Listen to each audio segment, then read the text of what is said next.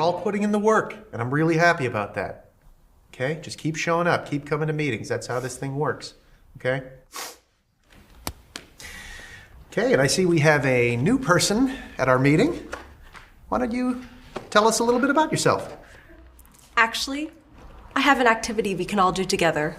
We should go to Plastic City Comic-Con. There's just so much to do there. There's comic books, toys, games, anything you can ask for. Wait, do you work for Plastic City Comic-Con? Me? Work for Plastic City Comic-Con?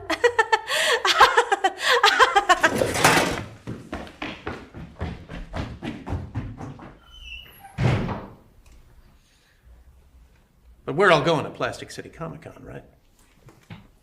I thought so.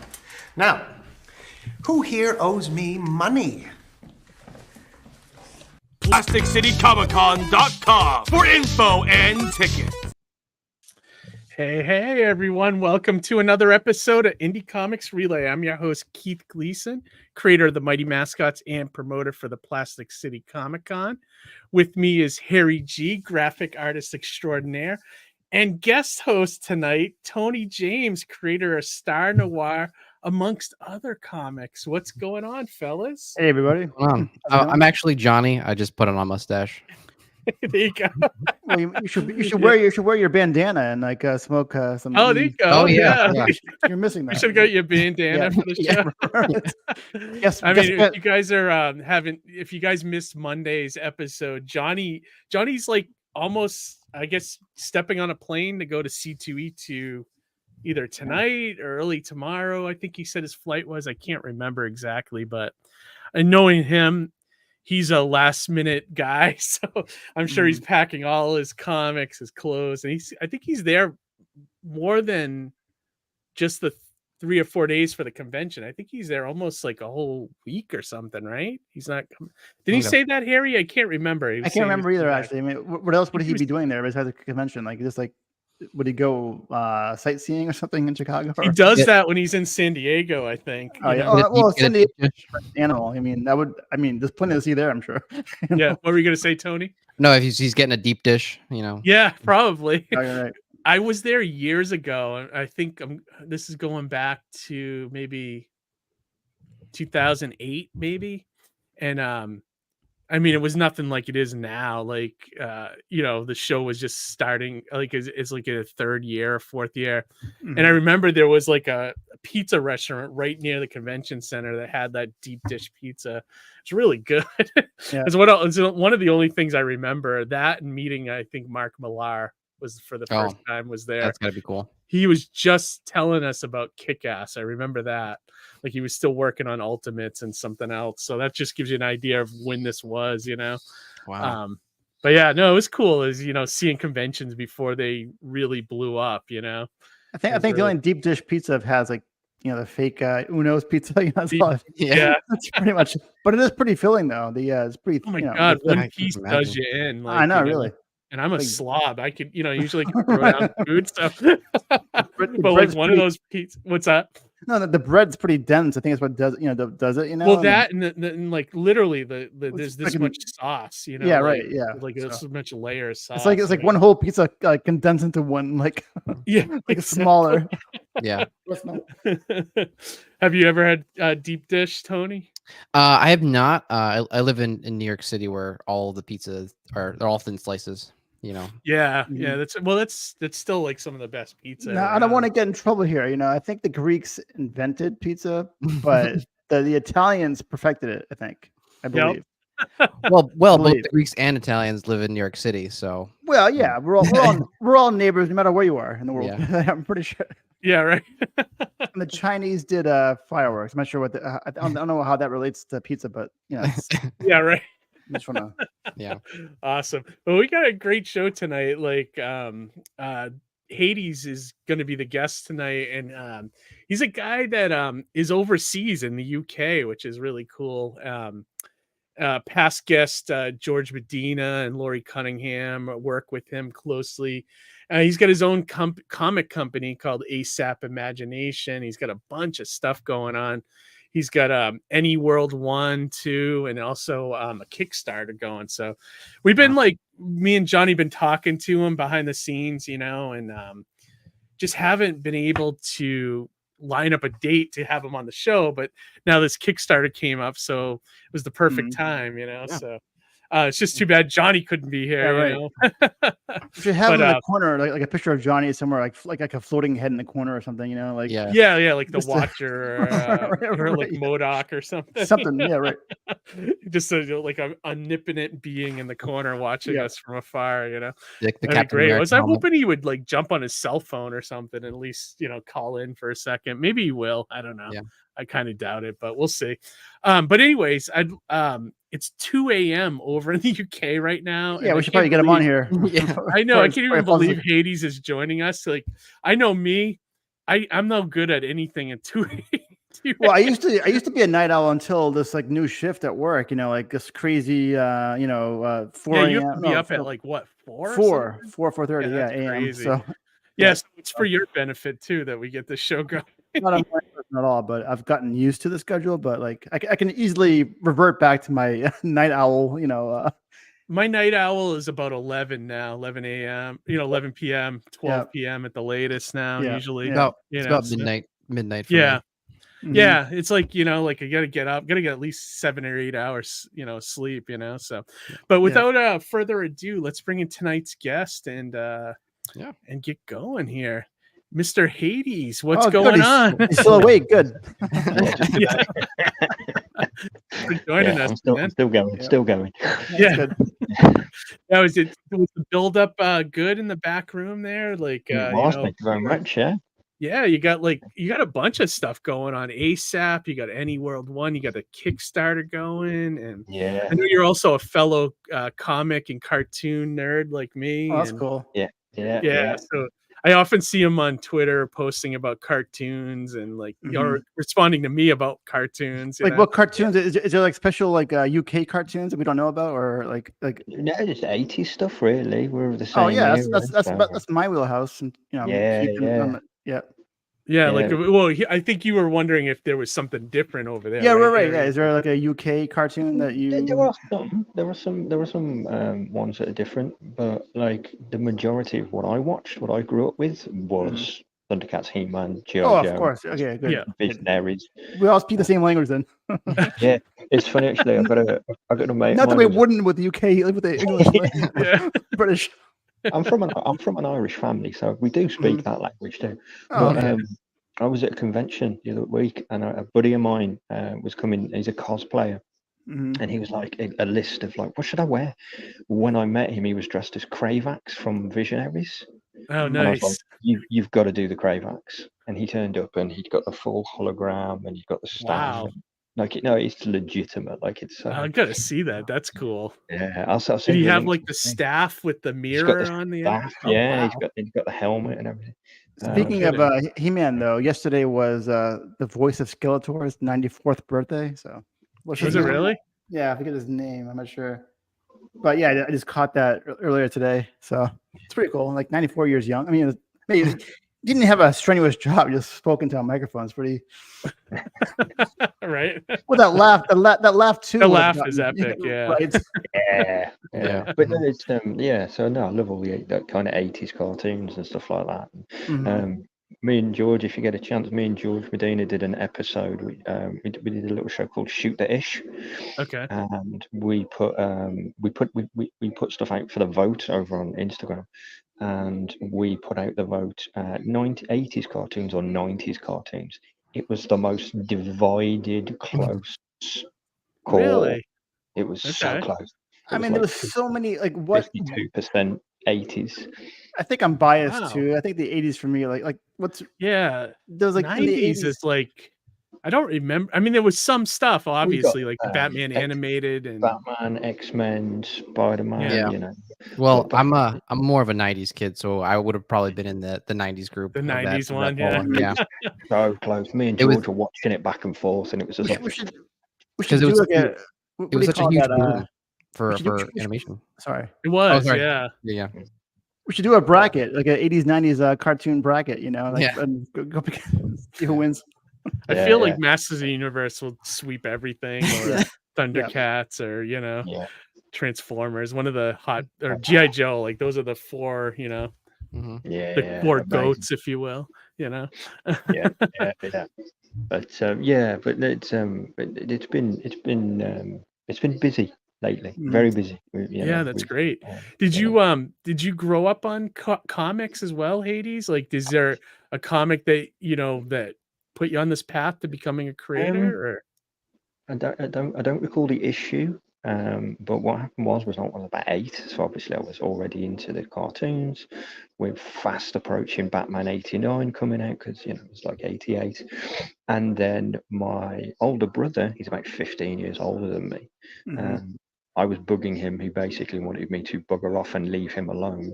So he kind of like grabbed the first thing that was available and just kind of like almost threw it at me, but it was like, here, now, shoo. And it was the Batman comic. okay, And I was like, wee, and I just walked off with this comic. And that was it. Done. Hooked, nice. Uh, Do you remember then, what I know you said you don't know the number, but do you remember what happened in the issue? It was him and Two-Face, but I don't fully recall. At the time, I just recalled that it looked cool. I really enjoyed the artwork. And then, it just kind of set me. It was '88 when that happened, but That's it was probably maybe around the Norm Brayfogle Detective Comics, or even Graham Nolan era, maybe around that time with Bane and all that. Because I think, I don't remember exactly where that falls in the timeline, but that was good stuff back then. It was so good. And then that was it. I was like hooked, and I started to do like part-time jobs and odd jobs just to get money to get them. And then I actually switched to Marvel pretty quickly, because of where I was getting my comics from, like from the long boxes. The Fantastic Four were the cheapest ones that they'd got. So in my head, I'm like, well, I've got more comics. So yeah, right. Get more for your money. Yeah. yeah. So I became horribly addicted to Fantastic Four for a good while. And then obviously, as you grow up, your tastes change, and I'd start to lean into some more darker stuff, and then became horribly addicted to the Authority in some later. Yeah, that's great. So good. Oh, that run for a while was unbelievable. Like the Ellis ones, and then right into the Millar ones. Yeah. I think like everybody that was anybody in comics worked on that series. Kind of like Hellblazer. There was always like this roster of great creators coming in and out, and you may not have known them at the time, but a couple years later, you recognize them as something. You know what I mean? Yeah. Authority for the longest time had a great run of creators working on it. I'm a little worried about the movie that they're trying to make. I think that's gonna be a hard movie to do well. Yep. Just because the Authority they're such complex characters, and and they're kind of borderline villains, and it's like tough to make that tone right. You know what I mean? Like, so I'm not familiar with the Authority. Like, what happens? So picture if Justice League, like they're all kind of like amalgams of like Justice League characters, but what if they decided that they're gonna just take over the world and run things? Like, it's one of those kind of things where it's on paper it sounds like it's good, but not really. And I always loved the Midnighter. I think he was like the Batman, the Batman equivalent, but really cool character. And I mean, Tony, you must have read Authority, right?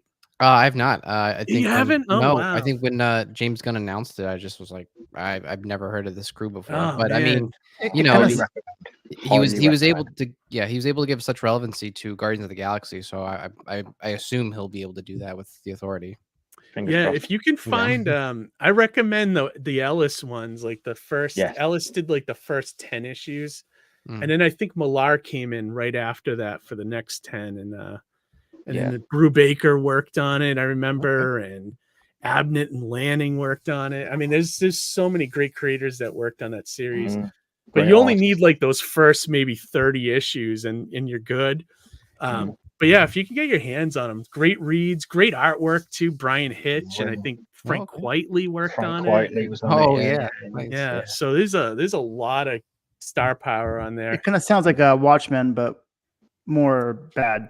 I mean, they're bad. Kinda, but what if if everybody was as powerful as like Dr. Manhattan, or something like Oh, okay. that, So they have powers then? Yeah, they do. Oh, Yeah. okay. There's All one right. that's like Superman and Batman. Oh, okay. And then All right. I always thought what is his name? Jack was it Hawksmoor. Hawksmoor had a cool power. So his power was like that he communicated with cities. So like as they were like entities. So like he had like his feet had this like weird like almost like concrete looking, so he could kind of blend into buildings and stuff. It was just a interesting power, and it was very clever. Very clever, very different too. It's not often that you read a superhero comic and there's a new power that you haven't heard of before. So I feel like every power's ever's been done, but that one was kind of fresh and different. So who stops them then if they're powerful? Like who's their arch nemesis? They usually end up fighting like entities from other dimensions or other worlds that kind of try to come in and take them down. Even the U.S. government and all the other governments kind of plot against them too. It's good though. It's really good stuff. I highly recommend it. Especially if you haven't read anything good lately, that's a good one to go back to. I have all the collections in the other room because I know that's stuff I'll reread again. Yeah, I've got them. I've got all the graphic novels. So, yeah, they were supreme. They were just wonderful. But that was me hooked. I mean, I still joke to this day that when I had my divorce, one of my main concerns was making sure I kept my comic collection. Right. It's important, right? Making sure the wife doesn't know what values there. Right. Yeah. Have the house. That's fine. That's you want the that's fine. Walked away with my comic collection and my graphic novels. I'm a little more with my collection nowadays. I'm a little more if I collect something that's ongoing now, when it finishes, if I look at it and I was like, am I ever going to read this again? If I'm not, I chuck it. I either put it on eBay or I give it back to the store that I work at, or whatever, or sell it to somebody. And I just, I don't like to keep stuff if I only want the creme de la creme, so to speak, in my collection, Yeah, I get that. It seems exhausting to collect all those books. It's like a huge endeavor undertaking to stay up with it. Yeah, I get a lot too. Like I probably still spend about $100 a month on comics, and I gotta try to pare down. Like it's like a lot of it's like I'd say about half of what I'm reading is I really like, and the other half I'm just kind of like it's a slog. You have a whole room devoted to comics, like boxes of like. Well, I probably have at least 15 long boxes in the house. All right, that's not too bad. And in my and then I have a ton of graphic novels too. So that I got to pare down on a lot too. But then like this whole basement is like almost comic stuff everywhere. So. Did you lose anything during the flood that you had recently? Like, was there any No, our floors. You could tell like this house they had flooding before, so like there's tile floor. Yeah. So everything is up above, like I have it at least up a couple inches. So nothing got damaged, thank God, Yeah, that's good. Yeah. But I hear you on like keeping those comics. One of those things.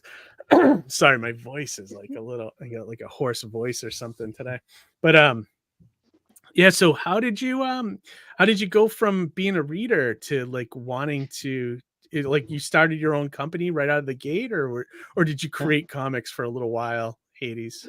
I wanted to for the most part, and I've got loads of badly crudely drawn characters that I've been coming up with, like in the 90s, and really cliched kind of characters and stuff like that, law, order, and justice, and you kind of go, what was I thinking?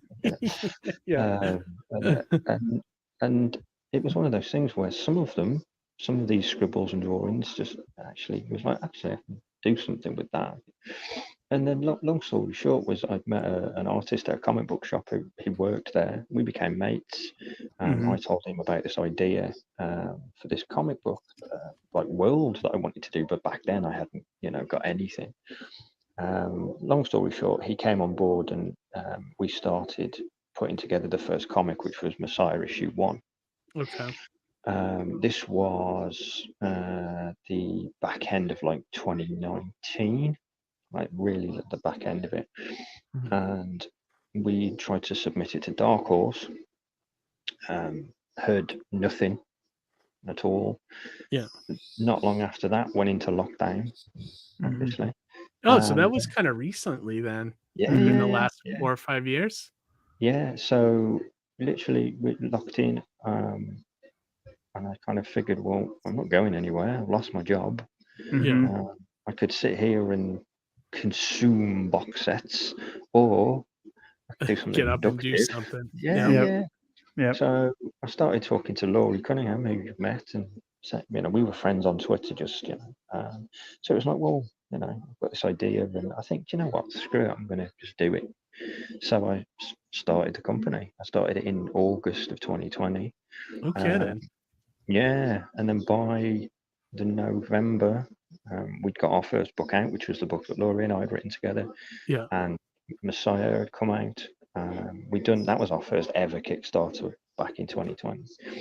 And we launched in the end of November with the book and the comic, and Wow. here we are now. It's like, we've got all the stuff, and now Wow, it's my that's full-time great. job, So, Yeah, I thought you were doing this for a lot longer than 4 years. Like I thought you were, building this company for like 10 years or so. I mean, it certainly seems like, because you got a lot of stuff on there, and it like in such a short time, yeah, I've been very That's lucky, great. and also I don't sleep, so Yeah. Well, that helps. Like, well, Yeah, doesn't yeah. Batman trained his body to only need 1 hour of sleep a day? Exactly, yeah. I just have tea. So,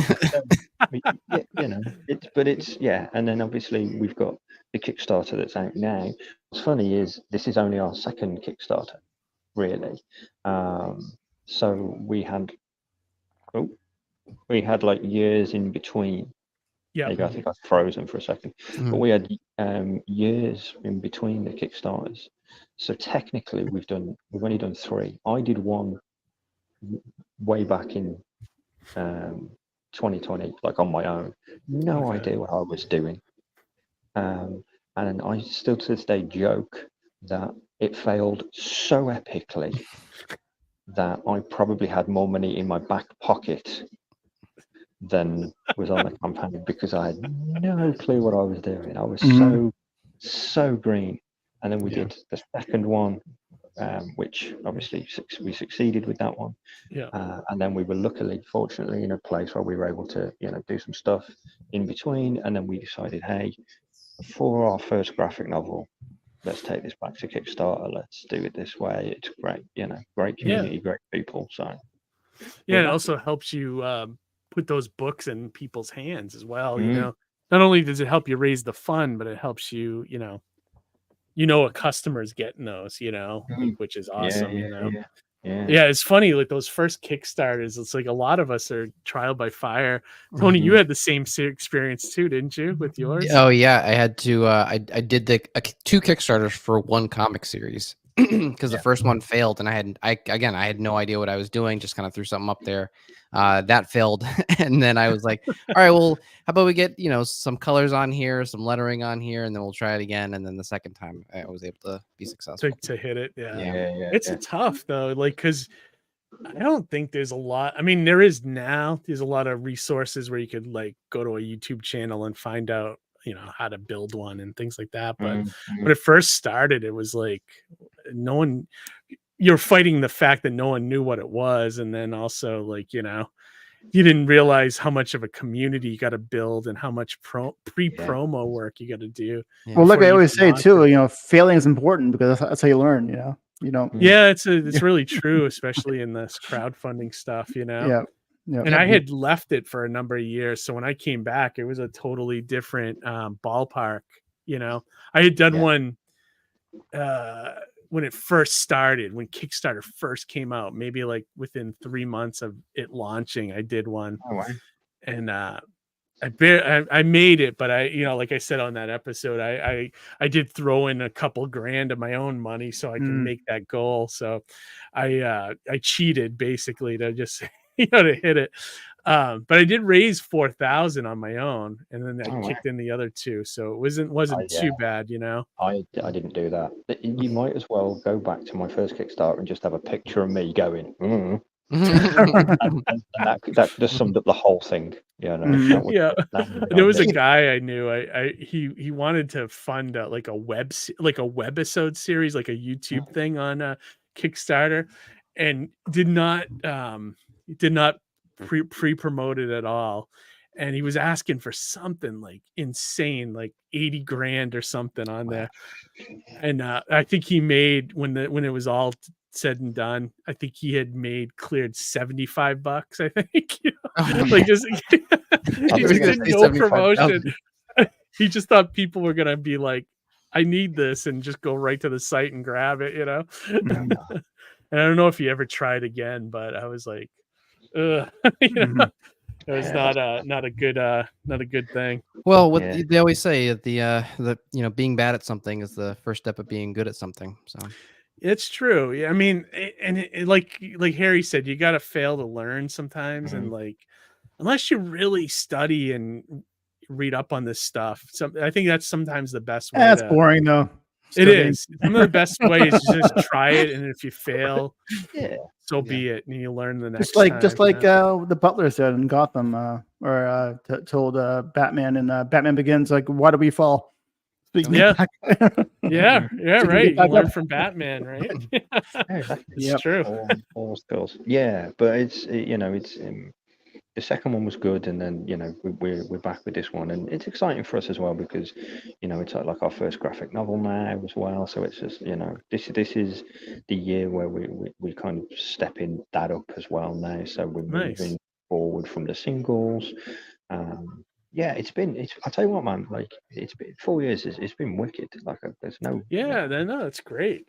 Yeah. How's the audience over in the UK for like comic readers? Is there a lot of people there, or there's quite a few. I mean, luckily we're kind of quite global. So because Laurie, like, she's at a convention for us this weekend in Canada. So we're at conventions in the UK, Canada, and we've been in one in the US. We're looking to do more in the US. But yeah, I mean, we're in some stores here. One of the beauties is when you go to trade, obviously you have your ISBNs and stuff like that. Yeah. So I've been able to get us on the websites of kind of like our equivalent of Barnes and Nobles. Oh, cool. Called Waterstones. And if you go to Waterstones and you type in the company name, all these books, George Medina's books there, Laurie Calcaterra's books there, all these books come up for sale, and in various places like that. We're in one of my favorite stories was I do these things called nomad tours, where, because I get bored, because I work from home, I live 90% of my time on my own until I've got my son here, so I kind of hate hanging around with myself. I'm like, right, I need to go and so what I do is I look at different cities, and then I'll look for all the comic book shops, independent bookshops, all of that. And then I'll contact them and go, I'm on the way. And then I will kind of catalog the whole journey. Wow, nice. On social media. Like the journey from grabbing your book and then getting it into their store? Is that what you mean by that? Okay. But literally, like, you'll see, I'll be like on a train, I'll play like the littlest hobo music, and it'll be me on a train going, like, I'm heading to Scotland. But one of my favorites, I was due to nip into a store in Scotland, and I'd spoken to them there, and I'd gone in, and I'd actually luckily got stock with me because I was doing an open day at another shop. And I showed him everything, it's gone. And it's a really big shop in Scotland, and everything I'd got with me, and he just went, I'll take it all. Wow, nice. Like, that was bloody quick. So is over there, are they more open to like independent comics? Yeah, some certainly are. I mean, some stores, or because over here it's like a mix. Like sometimes I go into a store and they barely have anything indie, And then I'll go to another store and there's a ton of indie. So it's like it's always Yeah, a well, crapshoot. yeah, same over here, really. The like the convention that I was at last week was actually run by great guy called Mark Bennett, and he was the first person to ever put us on a shelf way back when I got next to nothing. Nice. And like I'll support that guy to the end of the earth because he took a punt on me when like no one knew who we were. Right, It was right. like, yeah.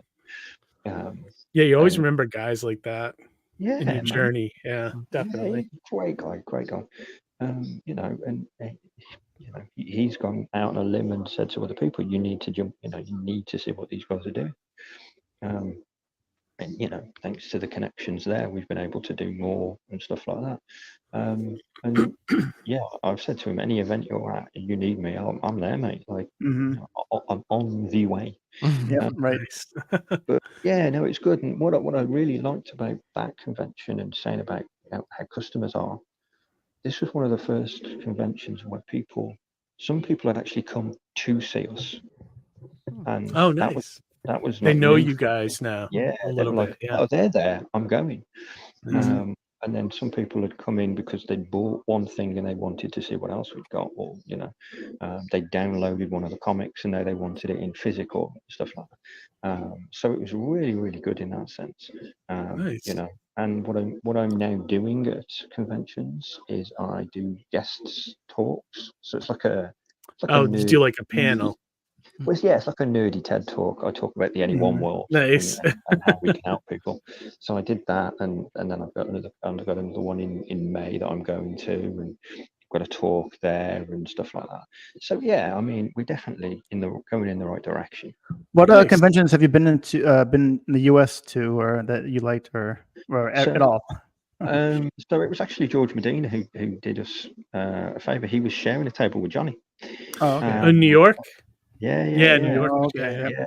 And George said to me, he said, look, you know, obviously I've got space, you know, Russ and stuff, but I've got some space on the table. Hey man, just send me a bunch of stuff. Nice. And I said, yeah, so I sent it, and then next thing he's just sending me picture after picture after picture. Sold another one and another one. Nice. And it was like people are loving it. So I was like, right. I think George is coming to my show. So hopefully he'll bring some of your stuff to that as well, you know. I think he said he is actually. I think when we last he talked, bought a table, so yeah. I was kind of surprised because it's a little bit of a haul for him from he's down in New York, right? He's down in like I think so. Yeah. He's so it's a little bit of haul for him, and it's like I mean, wherever he is in New York, it's like 4 or 5 hours maybe, or but still, that's cool. I'm glad he's coming up, you know. Yeah. Well, great. we know the publisher for the Russ graphic novel. So he signed to I saw that. That's really cool. They did a new cover and everything, and yeah, it's beautiful. Yeah, it really is a nice cover. I got to get that from George. That's one of the books I haven't read by him, so I'll have to pick up a copy when he's up here at my show. Yeah. I read his Wonder Duck, which is awesome, but yeah. Go ahead, Harry. I saw you had your finger up. Yeah, just another convention question. Like, how, is New York the biggest one you've been to, or how are they in the UK? Are they as big, or? No, yeah. So I've been to some big ones over here. We've got like Is Stop Bubble the big one over Bubble. there? Yeah. So I talked to Johnny about like that's like a bucket list one for me. I'd love to go over for that show and just check it out. I met Jeff Ryder there. Jeff was there. Oh, you did? Yeah, he's been on the show, and plus he's good friends with John. I think Johnny's going to see him this weekend. Yeah. So, good creator too. Some of the stuff I've read by him has been really good. So. Yeah. Oh, so he went over to the Thought Bubble, huh? Yeah. He was, because it was again, George messaged me and he was like, "You're at Thought Bubble, aren't you?" I was like, "Yeah." And then he sent me a screenshot of Jeff's stand, and he said, "Go hook up with this guy. He's a really great guy. He knows me and Johnny." Or more Johnny. So I was like, yeah. And I was walking around and I was like, with my phone and this picture, and I was like, trying to find out. Yeah. And we went out and we had a few Guinness together and had some food. Were you set up there? Did you sell books there? Oh, nice. Yeah. We had a table. We did really well. Like really. What well is out of curiosity, just for my own like selfish needs, is what is a table there at Thought Bubble? Like, I think it depends on the room. How many But pounds? How many pounds is it? if memory serves, I think it's about 200, which isn't bad considering it is thoughtful. Would that translate to US? Is that 100 in US or is it more? No, I don't know it's more, metrics but say or conversion. 230, maybe. Okay, not too Yeah, bad. it's It's not bad. comparable to this to over here. Actually, It says But I would 250. go ahead. Sorry. Is it It's a- 250? I just Okay. looked it up. And that how many days is that? That's a 3-day show usually. 3. Two. 2 days. Yeah. That's not But- bad actually. Like you figure 125 a day. That's not Yeah, it's not terrible. bad. Yeah, and it's a really great one as well. Like it really is the one that like I would love to just go over and just see the differences in the culture there, because like one of the things I noticed is I primarily do shows in the New England area up here in Massachusetts and the 6 states or whatever.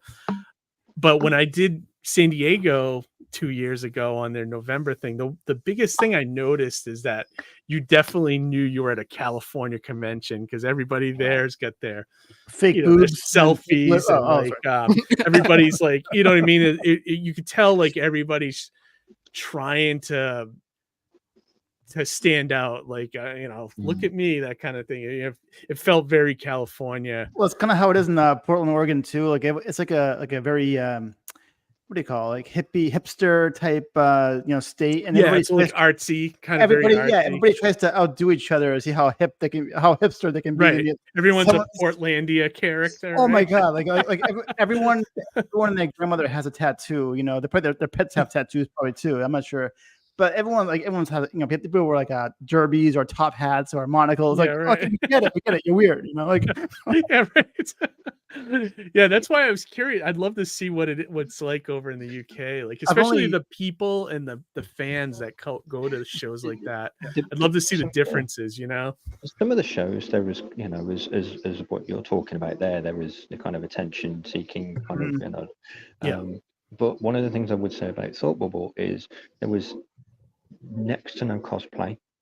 Oh, really? It was more industry based, like this is more readers, like more readers. Would you say much more readers? Yeah.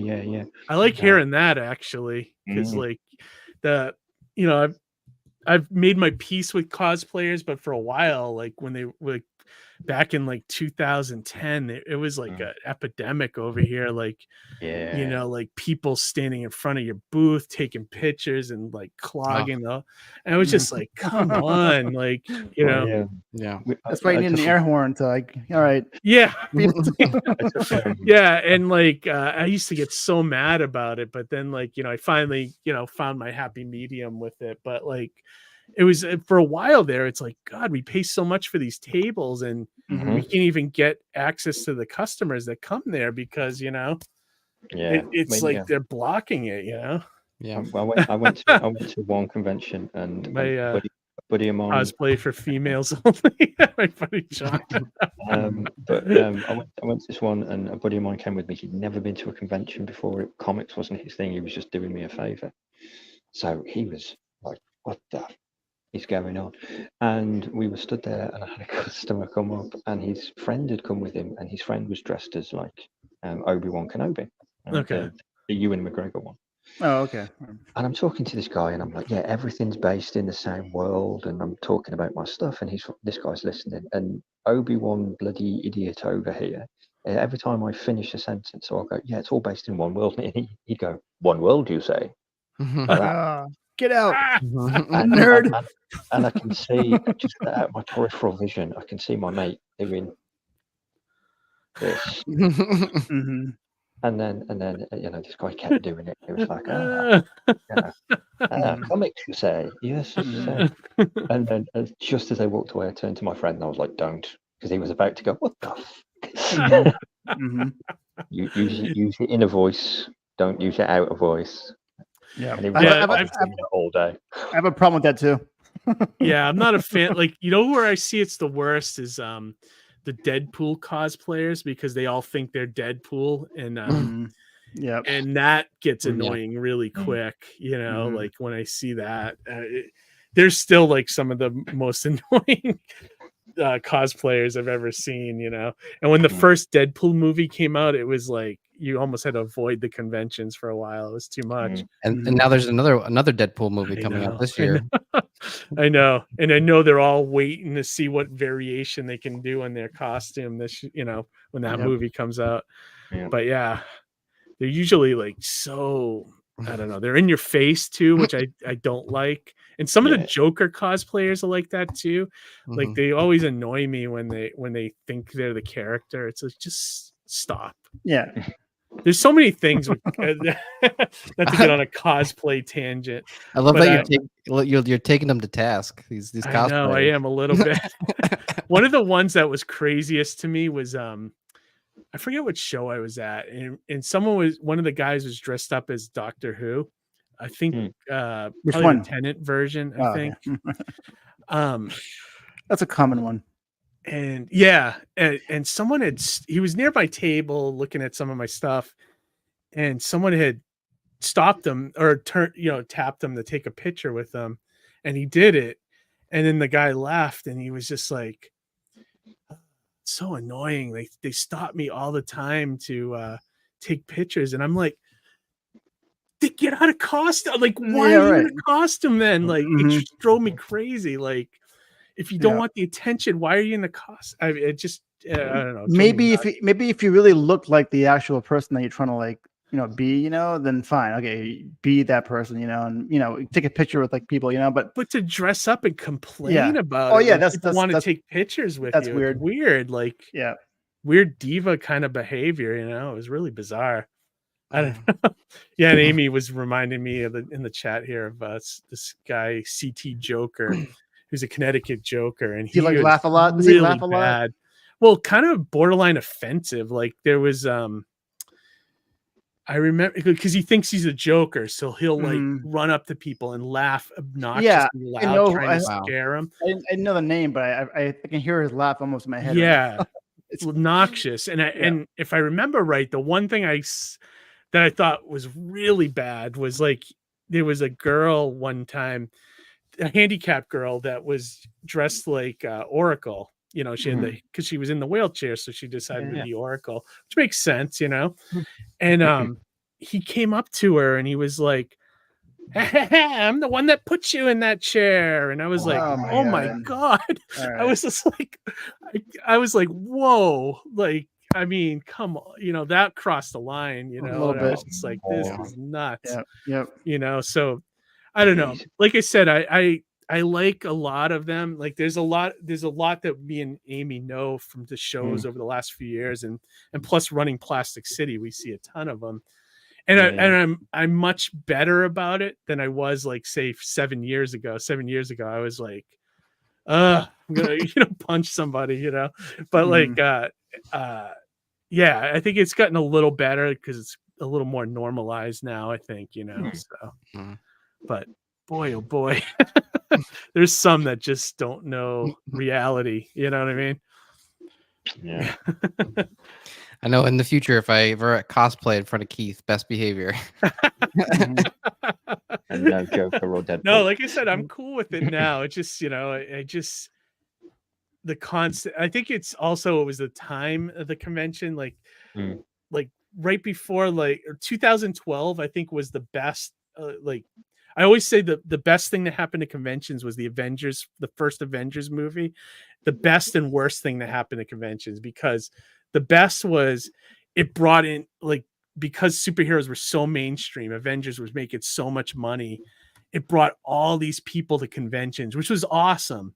But when I say the worst thing is it brought like everybody that people that weren't necessarily comic book readers. Yeah. And then conventions started to cater to everything but comic creators. And like, that's when I got annoyed with it, because we were constantly being like the redhead stepchild in the back of the convention. It was Artist Alley, that no one went to, Yeah. And it was part of the reason I started Plastic City, because I was tired of celebrities, cosplayers, all that stuff, like being the focus. And it's like, guys, these are the people that created all this stuff you love, and they're being like shat upon, so it's changed now. Like I feel like it's a little more balanced than it was, like, say, 5-7 years ago. So, but and then like Amy says here, she says, I'm friendly with a lot of cosplayers. 99% are cool, creative people. Yeah, exactly.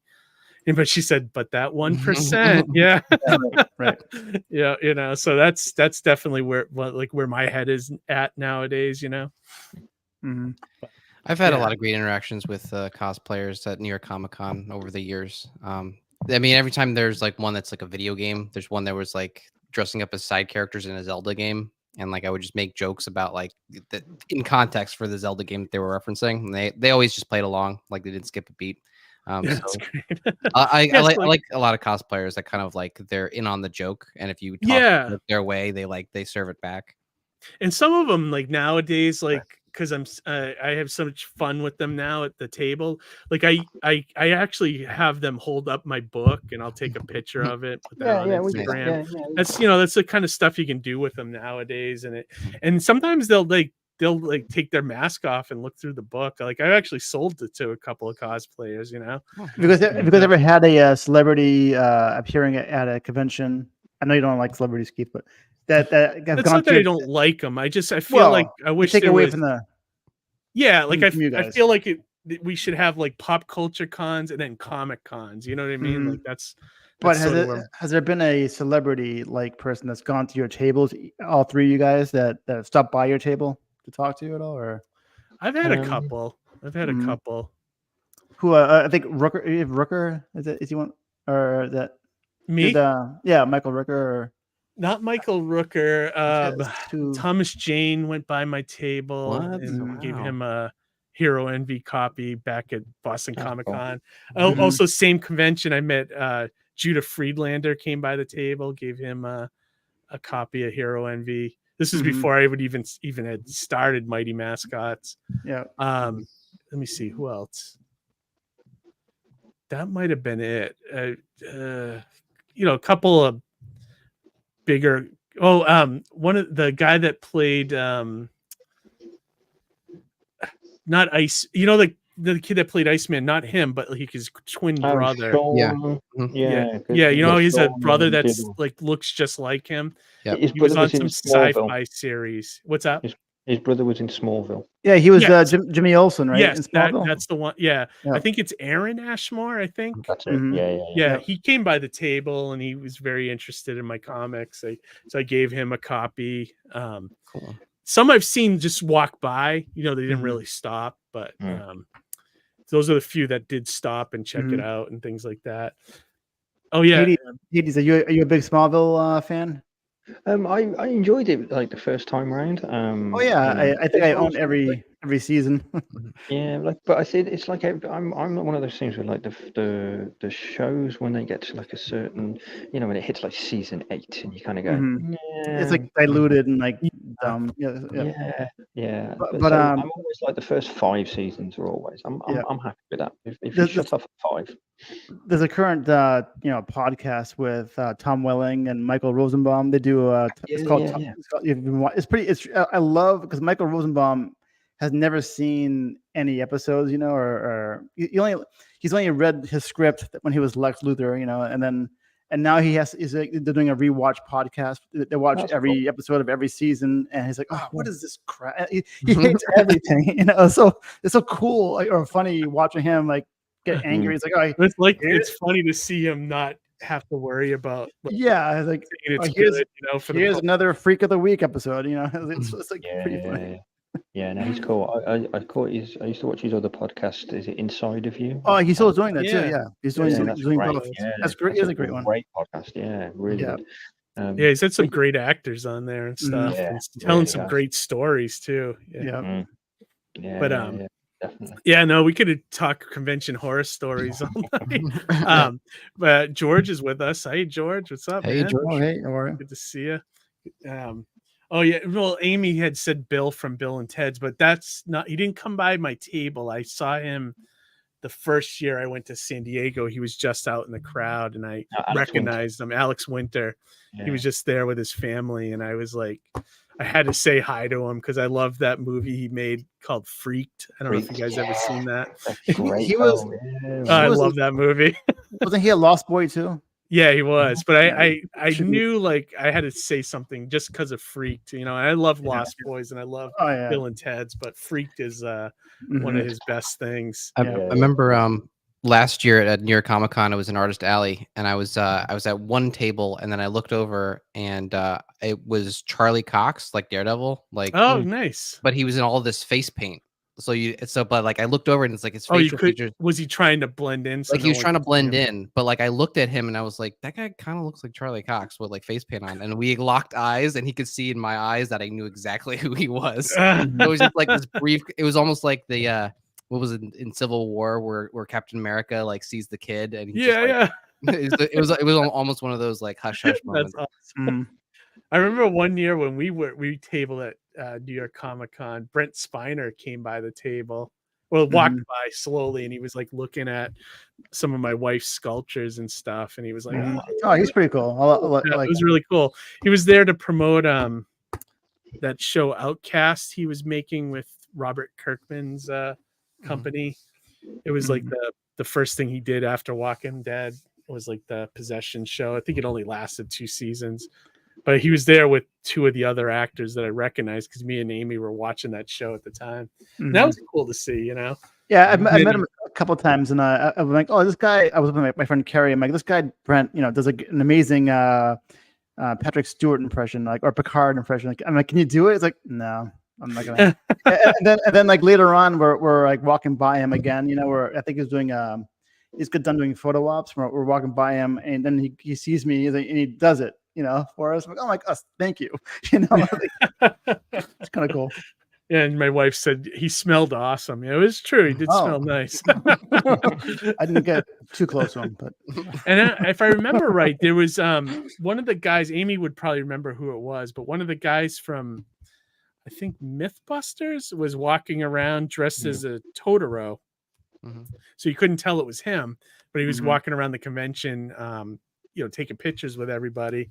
And then we found out later on that it was, I think his name was Adam, maybe Adam something from MythBusters. So that was kinda neat. the guy with the mustache, right? Is it the guy with the mustache, or no? I never watched a single frame of that show, so I couldn't tell you. But One of the main guys, probably, right? Adam Savage, Yeah. Amy, yeah. Yeah. Adam Savage. So I knew she would know. But yeah, that was kind of cool. That was like the first year me and Amy finally got back to New York Comic Con. Mhm. And we had such a blast that first year before COVID came in and decimated everything, Everybody. But, yep. No, it was good stuff. But we could talk about conventions all day. Mhm. I know Hades is here to promote a new Kickstarter, so we should probably take a quick look at that and see what that's all about. Here, I think, especially since we're about an hour in here now. And 3 a.m. in UK. Yeah, like, how you do it, Hades. All right, so this looks really cool. It's the Complete Points of Villainy. I know the name is very intriguing. Like, what's the elevator pitch for this series? So when we started the company with the book's a double feature, and it's a prose book. So it's the first part is Points of Villainy, the second part is Points of Virtue. Then we turned them into comics, and now obviously we turned it into a graphic novel. But it's the catalyst for like our world. So it's like a build up to this event. So people start to experience things, they can hear things, like see things out the corner of their eyes and stuff. But then all of a sudden, it takes place in London. All of a sudden, there's like this, like explosive, like kind of attack of evil. Mhm. Okay. These beasts appear, people get grabbed, kidnapped, all this stuff, and it kind of like unleashes like hell, even though it's not actually hell. It unleashes on kind of like the streets of London, and it's in the original, in the book, there's 8 stories in the anthology. What we did is we took so there's 8 stories for points of villainy, 8 for virtue, so 16 in total. We took 12 that would translate into comics. Oh, cool.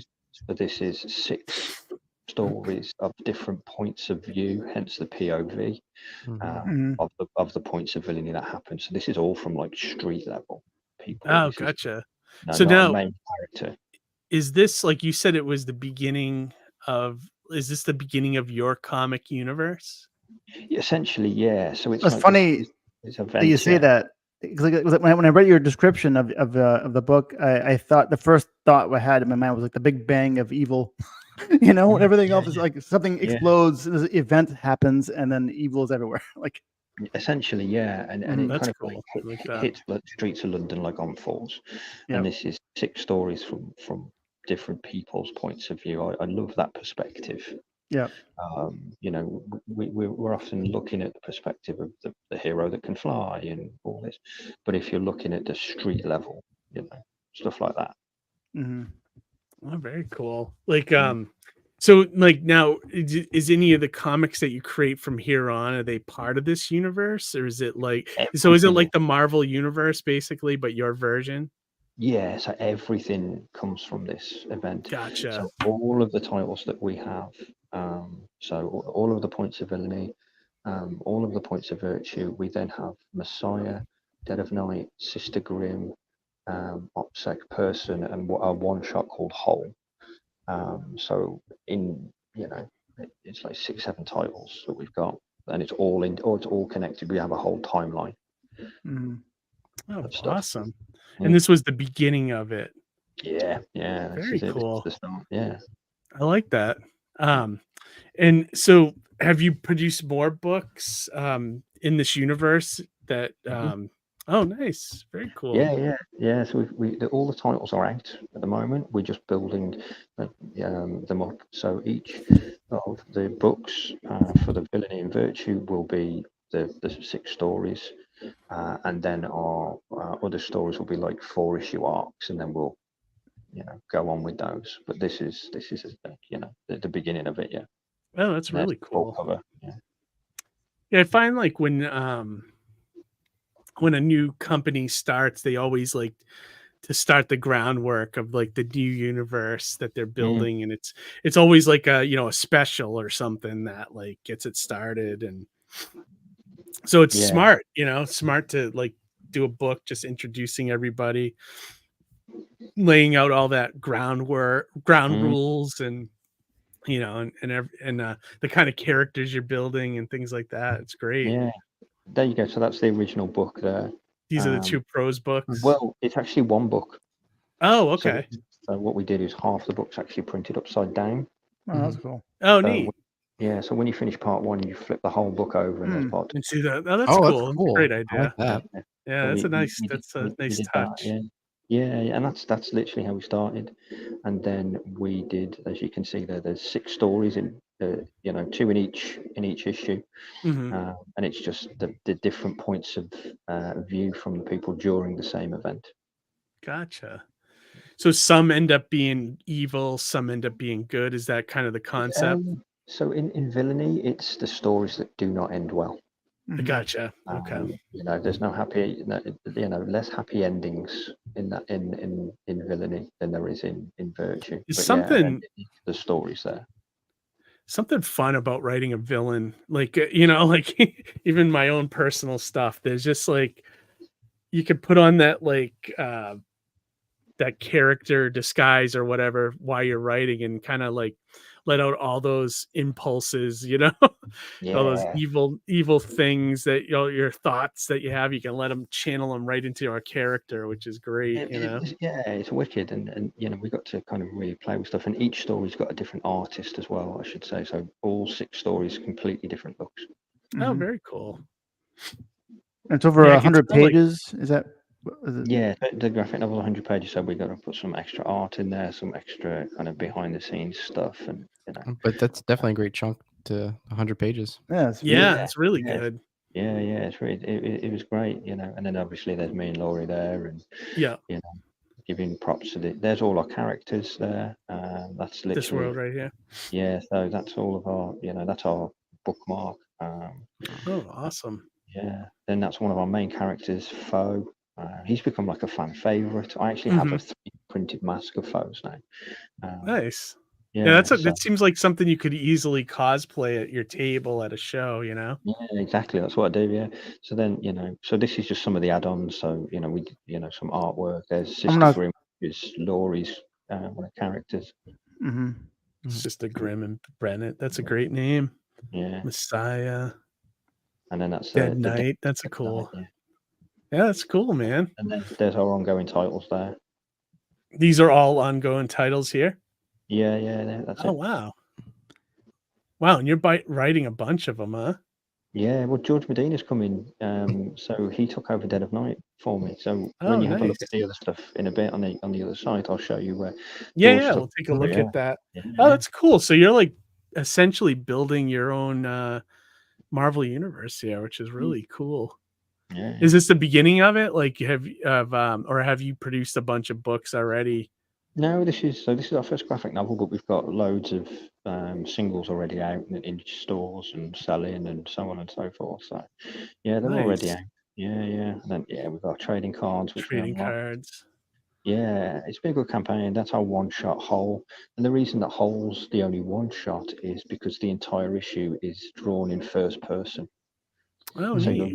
you're looking through her eyes during the whole issue. So you see what she sees in real time. There he is. Yeah, George said it's a fun story to write. That's cool. Yeah. That's cool, Yeah. George. I like that you're involved in this. This is really fun. Mm.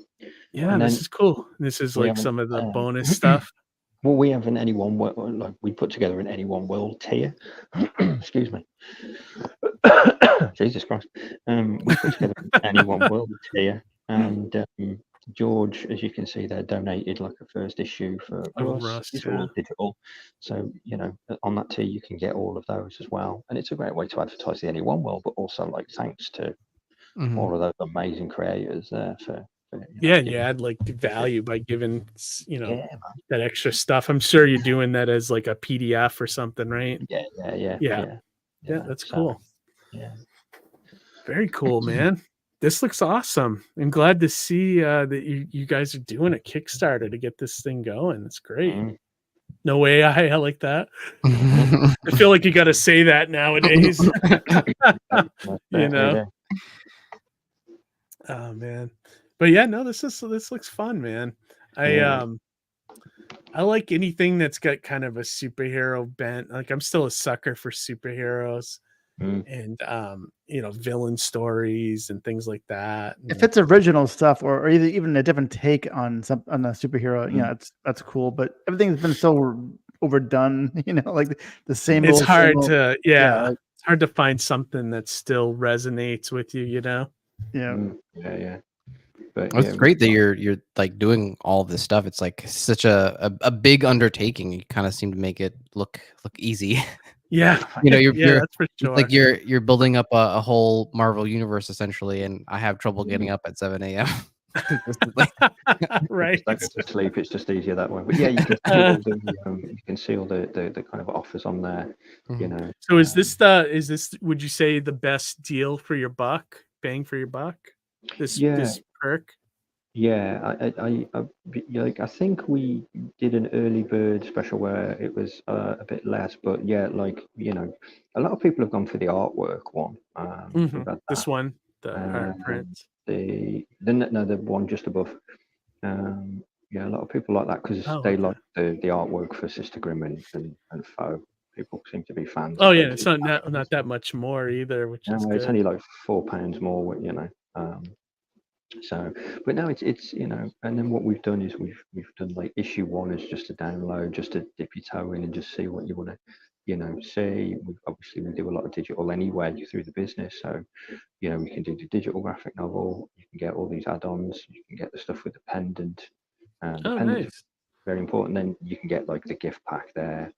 And Bookstore we're doing a deal for LCSs, so you can buy a bunch for the LCS stores. Yeah. Nice. Yeah. It's been really good, and we've still got some days left. So, Yeah, where are you at? Yeah, so you hit the goal, which is awesome. Yeah. And you got 6 days left. So yeah, I mean, you can push. If you can get that another grand in there, that'd be great, you know? Oh, yeah, it'd be amazing. But yeah, I mean, we, you know, because we haven't done one for so long, we were, you know, nervous of how it'd be received after, you know. But yeah, no, people have been wicked. It's been, you know, it's been great. Yeah. I mean, to hit your goal, like, and you're not struggling like the last 24 hours of the campaign to try to hit the goal is Yeah, anytime you hit it early is a plus, you know. yeah, it's good. Is crowdfunding going to be like part of your plans going forward with this universe? Like, are you planning on doing 1 or 2 a year going forward, or For our graphic novels, we decided we'll do them for those. so you'll Because, fund the actual issue, or the creative teams will fund their own issues, and then well, yeah, I mean, well, the funny for the issues, yeah, I mean, we'll do that as best we can, and then will use Kickstarter for the graphic novels, because again, I think, you know, as an industry, we're kind of leaning towards, you know, graphic novels. crowdfunding. Yeah, well, also just for trade as well, because it's easier Yeah. to shift. It's easier to shift a trade than It is, and I've noticed that the last year or so when I was doing conventions, like I haven't had a new graphic novel in a long time, and I noticed the second I put into paperback my first 3 issues of Mighty Mascots, started selling really good. You know, I was like, wow. So I'd forgotten how good the collected editions do if you have them, you know.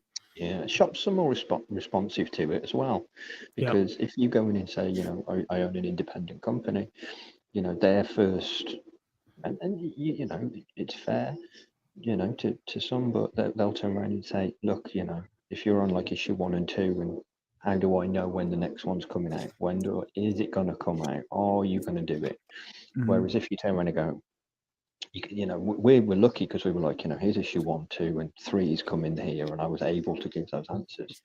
But if you walk in and go self-contained trade, done, it's, you know, it's much better. You know, people are much more responsive to it. So Yeah, that's true. I mean, that's the bane of the indie creator, right? Like having 1 or 2 issues out, and then people being like, well, I'm gonna wait and see if you get the other 3 out or whatever, you know.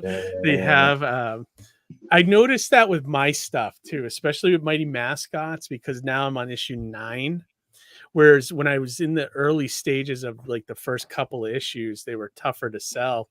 But now they have 9 issues, people are like, sure, you know, like, because they know I have the track record of completing it, you know, so that does help with sales big time.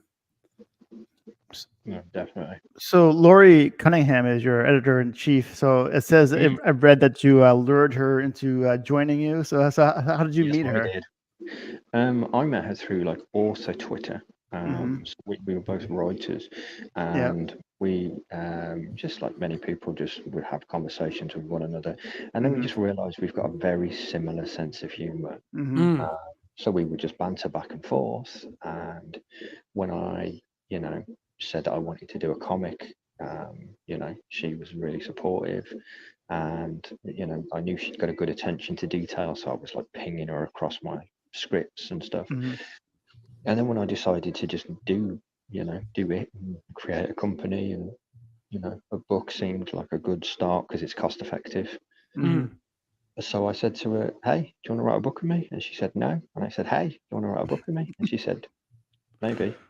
And she did write the book with me, and then she never left, and she's not allowed to.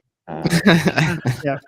So her sense of writing is kind of dark, would you say, or is that like how your writing is? Both Or? of us. Yeah. So when we wrote the original book, with the exception of a couple of stories that we've had to say who wrote it now, because that's gone on to create the character. So of the 16 stories, like we had to say 2 were written by her because it then went on to be a comic. But the original plan was to say that, you know, we weren't going to tell anyone which one of us wrote what stories, because we were so similar in our style.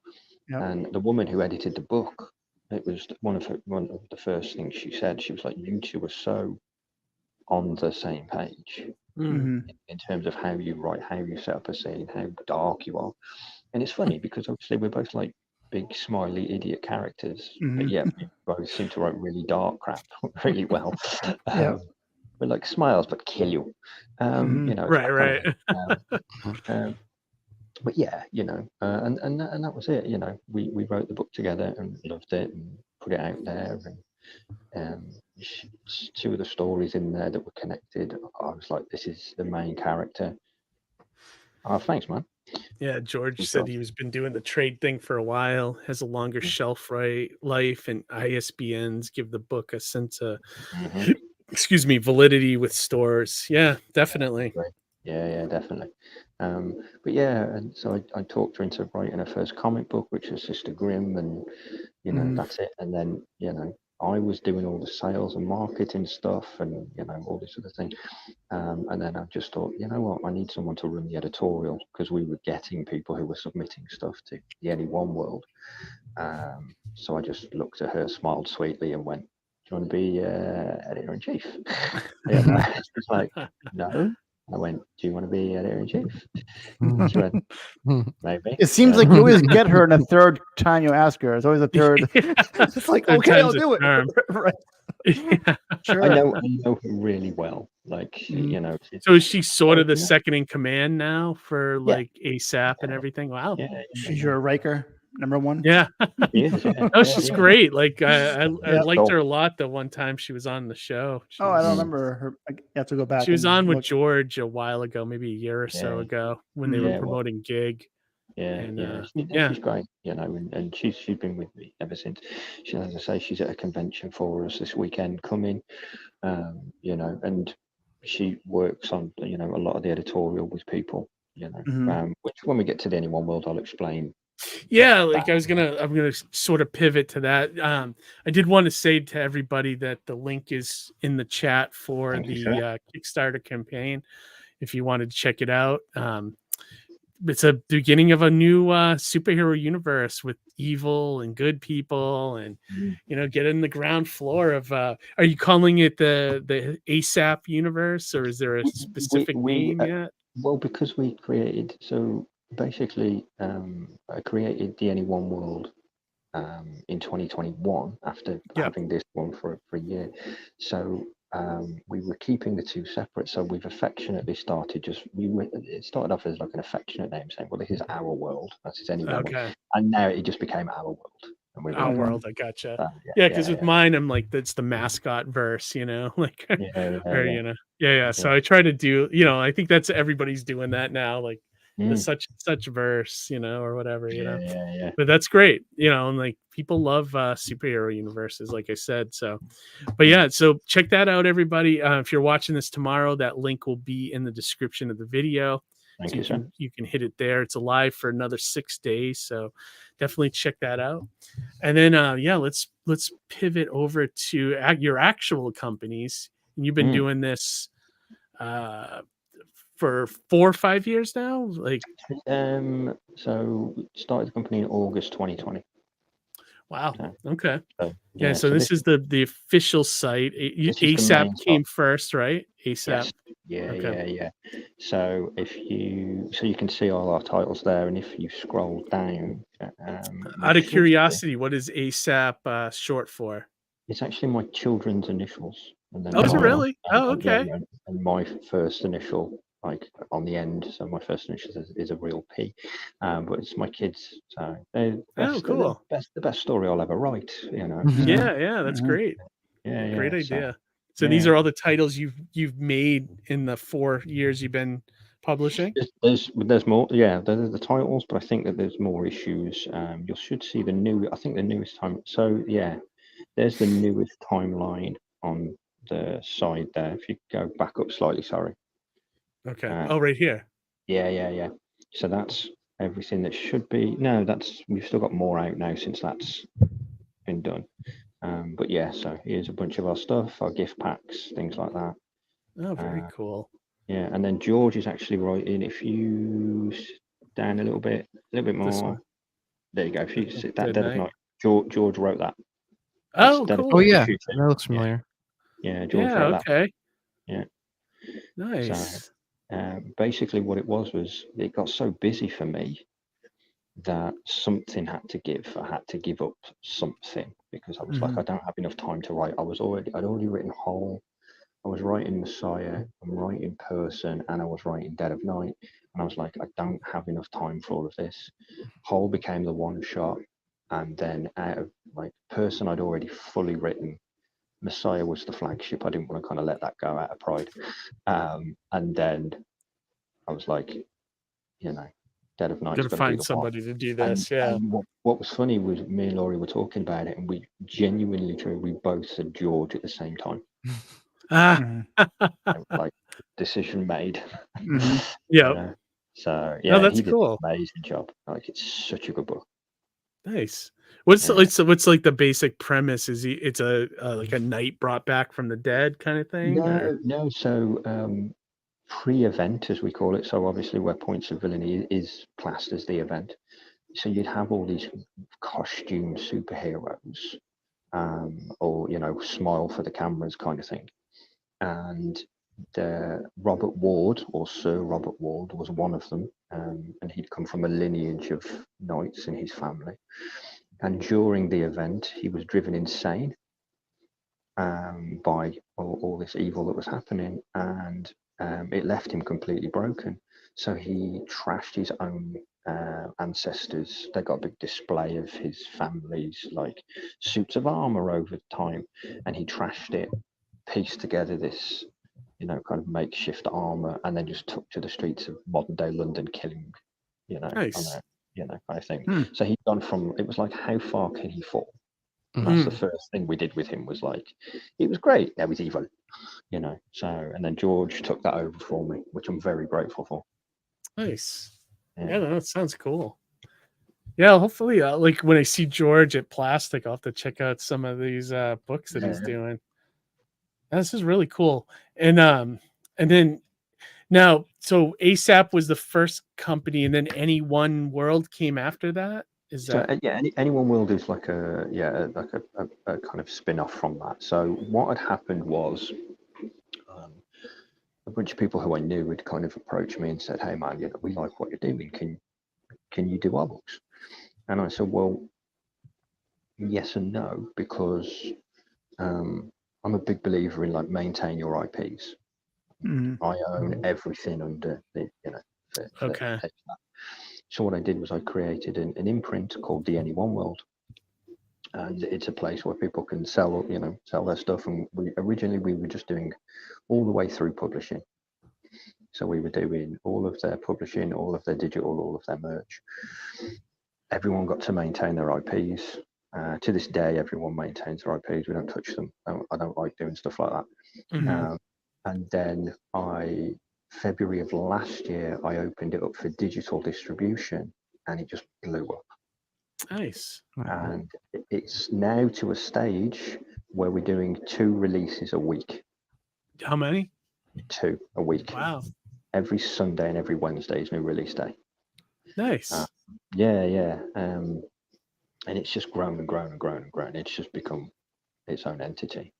So it's almost like your own digital company in a lot of ways, where you publish other Yeah. people. And so do you Yeah. get like so like when I was with Alterna, they took like 20% of whatever's made. Do you do something like that where it's like a 20-80 split or something? So on the digital, we do 60-40, because what we do is 60-40, okay. we do free marketing. So Okay. Yeah, so you have some actual value there. Yeah, so with, we'll with do the like, marketing. yeah, Yeah, we'll do like with posts. us, it was more like we had to do our own marketing. Yeah. So We, it was like, we still tell people, the best voice is yours because it's your stuff. yeah, But absolutely is. Yeah. but what we do is we'll do some posts and videos. We'll get you hooked up with a bunch of podcasts. We'll do all of those bits there. On top of that, we make sure that everyone has their own collection. So you've got the complete collection there, which is everything. But each person, so if you're able, if you can actually just go to anyoneworld.com, if that's all right, and then I'll show you how we do it on the Oh, website. isn't this not Yeah, it? it is, but it's just part of because it then filters into the main company. But if you just go to, Can I hit it from here or no? if you go to home, Okay. and then if you scroll to the bottom, you should see the Any One World, and then you can click keep going a little bit more. There. This one. That's One it. right here. Yeah, I think that's it. If you click on that. So it's got its own domain as anyoneworld.com. There it is. Oh, gotcha. Okay. They might play some music in a minute. That's okay. If it does, I'll mute it. Yeah. So what we did is we set it up like this. So you can see those 6 buttons there, just a bit further back up. So there you go. So you can search by all print, all digital, because we do digital physical distribution now as well. Oh, wow. You can search by creator. We now do novels and novellas because we've got so many authors who have come on board, you know, comic books and graphic novels, and then all the stuff that's coming soon. So if you click on search by creator, and then you can see people's collections. Oh, look at that. Cool. So if you look, so you know, if you know J.M. DeSantis, there, the guy who I've heard the name. I don't know if I've ever met him. He owns Darkfire Press that George works with. Oh yeah. Okay, he's doing my show this year too with George. Yeah. So if you click on his blue button there, then you'll see everything that's been created by James DeSantis. Oh, everything cool! he's read. Look at that. So what we did, the reason for that is it means that if you're looking to just promote yourself, you don't have to say, oh, if you go through here and you can find us, you just have your own link and you just link straight to your collection, and then you don't have to worry, and it bypasses everything else. Oh, that's really cool. Yeah. And it's obviously it's growing, as I say, all the time. Some people no. You know, oh, there's George. There's George. There's George right here. Yeah, there you go. So if you have a look there, Russ. so there's Russ, the digital ones. Yeah. There's Wonder Duck. There's Dead of Night. Night. Dead of Yeah. Night. Very cool. Cool. Yeah. So now, are you getting a lot? Are you getting Carissa Grant? We love Carissa on this channel. Yeah. I was gonna say, Just click on her button, see what she has. Yeah, see how many hundreds. Right. Yeah, let's take a look.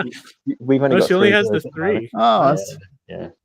We've only got 3 at the moment. Yeah. I was gonna say, so are you seeing more submissions from people on your side of the pond, or like people in the US, or No, it's no. I mean, the majority of us are people there are US based. It is that. You know, Cool. but again, we've got people from all over, like Dog Eaters there. I mean, Malcolm's from Tokyo. We've got people from Australia. We've got people from Abu Dhabi. We've got people from the UK, Canada. there's a lot of people on here. Yeah.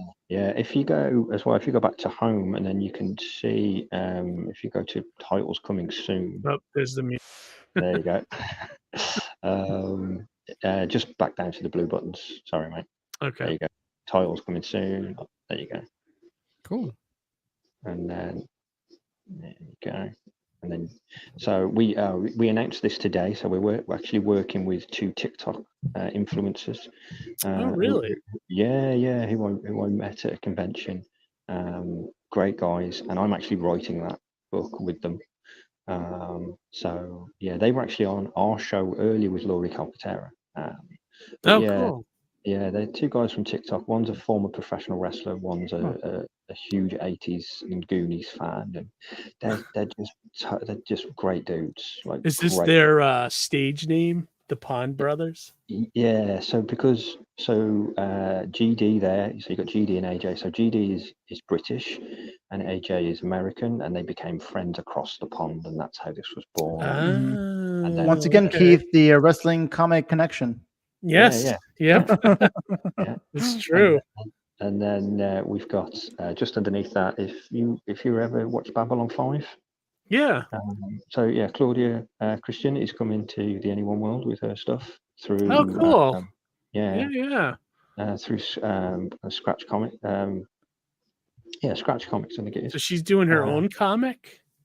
Yeah. So my friend Shane runs a publishing company, because that's the other thing. We take on full publishers as well. Oh, wow. Because we doing distribution. So my friend Shane is her publisher. So, cool. You know, so they're coming as well. So there's loads coming through. It's a crazy amount at the minute. As I say, every Sunday, every Wednesday, all the way up to June, I think we're at the moment. Wow, very cool. Yeah. Dracula the Return. Wow, you guys got a lot going on. Mm. Yeah. Look at that. Wow. Is it all like same themed, almost like a dark kind of writing, or anything? It's all no, All yeah, kinds. it's pretty much. I mean, you know, I kind of draw. There's obviously Russ is Yeah, I love that pre-order. new cover. Mm. The Gorgeous, cover's isn't it? great. Mhm. Beautiful. No, it's like, you know, there are certain genres like, you know, you're not going to see much romance on there. Do you know what I mean? It's not going Right, to, you right. know. Who needs that? Yeah, exactly. But yeah, I mean, it's the majority of it, you know, is sci-fi and horror and Oh, superhero that's based. cool. Yeah. There's fantasy mixed in there and all sorts. So there's enough to appease many a geek.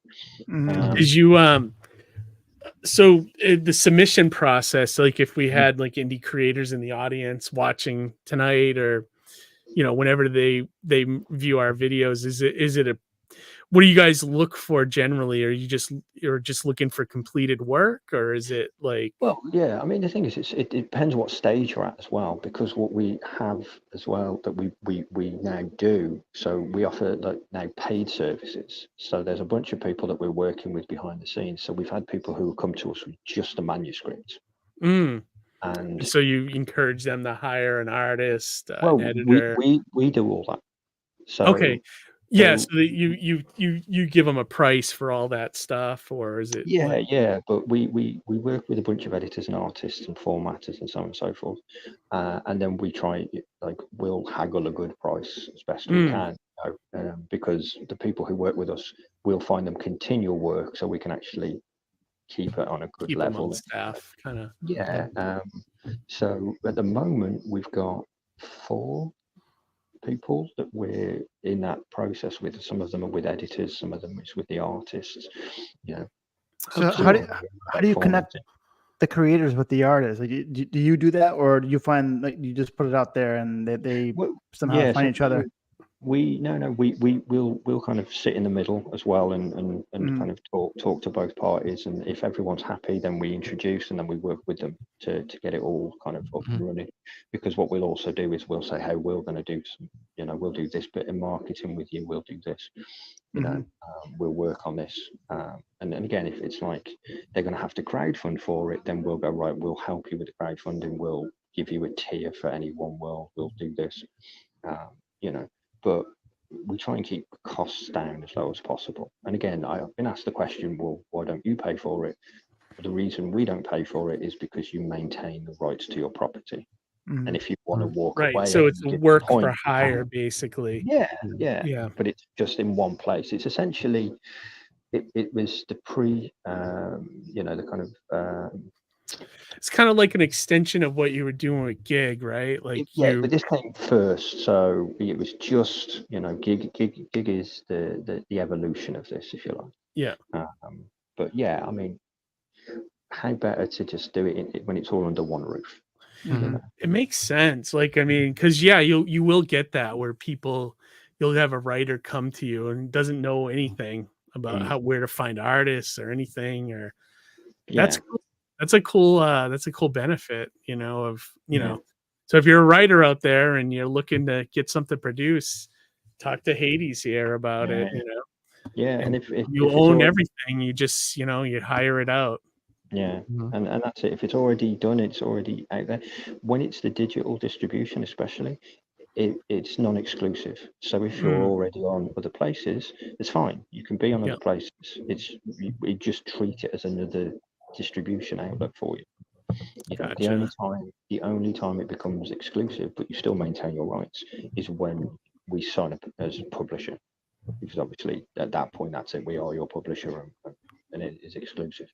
So, for example, like with George and Russ, like, you know, signed that, and, you know, Russ is now exclusively with us, and we'll get that done. Writer here, and I will talk to him. There you go. There Reach you out. go. Is the best way to get a hold of you through the website? Yeah, there's a submissions link on there, Okay. so just Yeah, I check saw it out. that on the, was that on any world one or something like that? Anyone world, yeah, anyoneworld.com. Yeah, I put that in the chat, by the way, There you too, go. the 2 websites there. So bookmark those, you know, when you're ready, hit up Hades. Yeah, but yeah, it's been good, and That's again, good, man. it's been busy few years. I like that you are not limited to anywhere in the world either. Like a U.S. creator can hit you up. You know, Yeah. Australia, Canada, Mhm. UK, anything. Yeah. Yeah, It's great. and the thing is as well, it's we've now got into a place where because we've got like complete publishers coming to us as well. It I was talking to someone the other week, and it was like you're getting more and more legitimate because you're taking. It's not like you've got just 3 of your friends who are going, no, they're really good. I love. How does You it know. work? So you were saying that if a creator comes to you and wants to be under like the ASAP Imagination banner, do the creators still hold the rights to their work or in their property? So on that side, so the Our World stuff, I own the rights to that, and that's Okay. why I keep everything as separate as possible. Right, that makes sense. Like Yeah, you're just putting a platform and providing yeah, a service to the people, and then that's where you get a yeah. little payment from that. Yep, that Well, makes sense. yeah, that was it. I mean, the thing is, I'd never envisioned like the Anyone World was just based off the back of a conversation. A buddy of mine, Lance Lucero, who we publish his graphic novel, Bob, and he was the first one to kind of hit me up and say, can you do something with it? And it was never on my radar for when I started the company. I was just like, I'm just going to write. I didn't set out to run a company. I wanted to just be a writer and for everyone to leave me alone and let me write. Yeah. And it was never on my radar. But sometimes it's like not always the job you want; it's the job where you should be in, or that kind of thing. Yeah. And I'm happy. There's some truth to that. Kind of doing what we do, and like I said, the Anyone World has got to a point where it's just like it's kind of overshot the Our World stuff. So I'm like, bloody hell, like that came along quick. Yeah. And then we do a kids book section. Okay. So you do kids books as well. That's cool. Yeah. Called ASAP Minis. So I started that for my son because he was only 6 when I started the company. Obviously he couldn't read some of the kind of horror stuff, so I created minis off the back of it. And now we've got people who are submitting to minis. It's our smallest platform, but it's through the Anyone World. But it's our smallest one, but it's growing. So yeah, it's like something. It's literally something for all the nerdy book people in your life. We could feed a family. It's like there's a book for mom, a graphic novel for dad, a kid's book for that one. Yeah, that's great. Do you consider yourself to be a nerd, or I prefer geek myself, to be honest? Because I think there's a difference between nerd and geek. I think a nerd, you're unaware how socially awkward you are, But if you're a geek, I think that you're into something specific that you love, that you just geek out about, but you're still aware that what you're into might be considered nerdy, but you're aware of your social standings, and how you are. I'm very aware of my nerdiness. Yeah. Okay. That's good. Shout out to Michael Gracia. Good to see you, buddy. Haven't talked to you in a long time. Thanks for watching and shouting out. Is actually going to be doing some stuff with us. Oh, is he really? That's great. Yeah. So Mike's a good dude. I went on his show a long time ago now, maybe 2 years ago, and we talked for a long time. He's a great guy. He's a dude, yeah. So he's really nice. My son had come up with an idea based off so I created a superhero around my son because my son's got some disabilities, so won't get into that, but and then my son has got 2 pet cats at his mom's, so he wanted to do something with that, so we made this story, this idea, and we did some designs, and then I spoke with Mike, and Mike's done his spin on the characters, which is my son's recently seen. So yeah, be prepared to have a look for something coming from Mike. Absolute great guy. So he's doing some work with us. So very proud. Yeah, no, that's great. Rick Gracia is my boy, Dave from Sillyville here. That's awesome. Hey, Dave, what's going on? That's awesome, Hades. I think it's cool when somebody starts something like this where it's open to other people. Like I think that's really fun,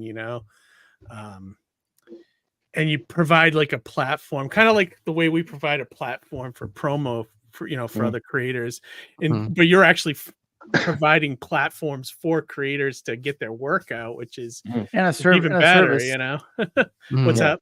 And services, Yeah, and I feel that way too when, because I started my convention, and I feel like that way, like I was my way to help set it up for indie creators to do well at my show, by doing like cheaper tables and cheaper admission, so people come in with money and they spend it on the artists and everything. I mean, try not to put too many celebrities or anything else in the room to steal that money. So I mean, I feel like in some level it's sort of right that like that. But yeah, it's really cool. Like, and thanks, man. so I guess what I was trying to get at earlier with the ASAP stuff is like, if like, do you bring creators on to help with that, or is that more you and Lori, and It's you more kind me. of, Yeah, or does this get a it's little dicey with IP and all that stuff? no. So it's mainly me and Laurie doing this stuff, and then we got Dave Howard Nem, who he came in at like ground level and started writing OPSEC. But when we started it, it was one of those things like everyone, like again with George, everyone knew that the IP belonged to the company. It was like, Oh, okay. I was always like, look. So you kind of set it up as with a contract and be like, this is work Everything for is hire contracted. only. Yeah, And everything. anything you create, it's almost like the old Marvel days. Like anything they create at Marvel was Marvel's property, kind of thing. But kind of, but also, I mean, George obviously, like, he's writing the character I created, and Sister Grim was created by pure accident, because I saw the potential of it. OPSEC was created kind of with everything in mind. So again, it's like, if I'm more than happy to, kind of figure something out if someone creates like talk to somebody, and like if there's talent there and you kind of want them as part of the company, you'll negotiate, you'll do something to like try to bring them on. But otherwise, like any one world is open to anybody as long as they have something. Anyone. That's anyone. Exactly. As long as you have something completed and you're ready to go, even if it's just one issue. Even if it's not completed, we've got the potential to help. That's great. That's true. You can bring it with just a manuscript, like you said, and then you can get some prices for them about creating it for you. Yeah, that's great. Yeah, and again, it's like we take all of that really seriously. Again, mentioning contracts, everything is contracted. Yeah, like everything is above board. Yeah, you got to be careful. You got to watch. You got to watch your ass, and they got to watch theirs. Yeah. But I like that. You got the ASAP bullpen there, ready to go. Yeah. That's awesome. Try and make it as free as possible. Like we've got, and it's no secret, but we've got in our contracts what's known as the 30-day stipulation, and it's like at any given point, it's like if you were doing like the digital distribution, and it wasn't working out for you, it wasn't working out for me, and we decided we were going separate ways. It's just give us 30 days, and then we'll shut everything down, because it could be. We've got to, maybe we've got to sell what stock we've got left if we were doing any physical, or maybe we've got to get stuff back to you if it was just distribution, or, maybe we're already running a promotion, so you're going to let that finish first. But after 30 days, it's a simple case of shut down the collection, take the products off, shake your hand and say, nice, been a blast.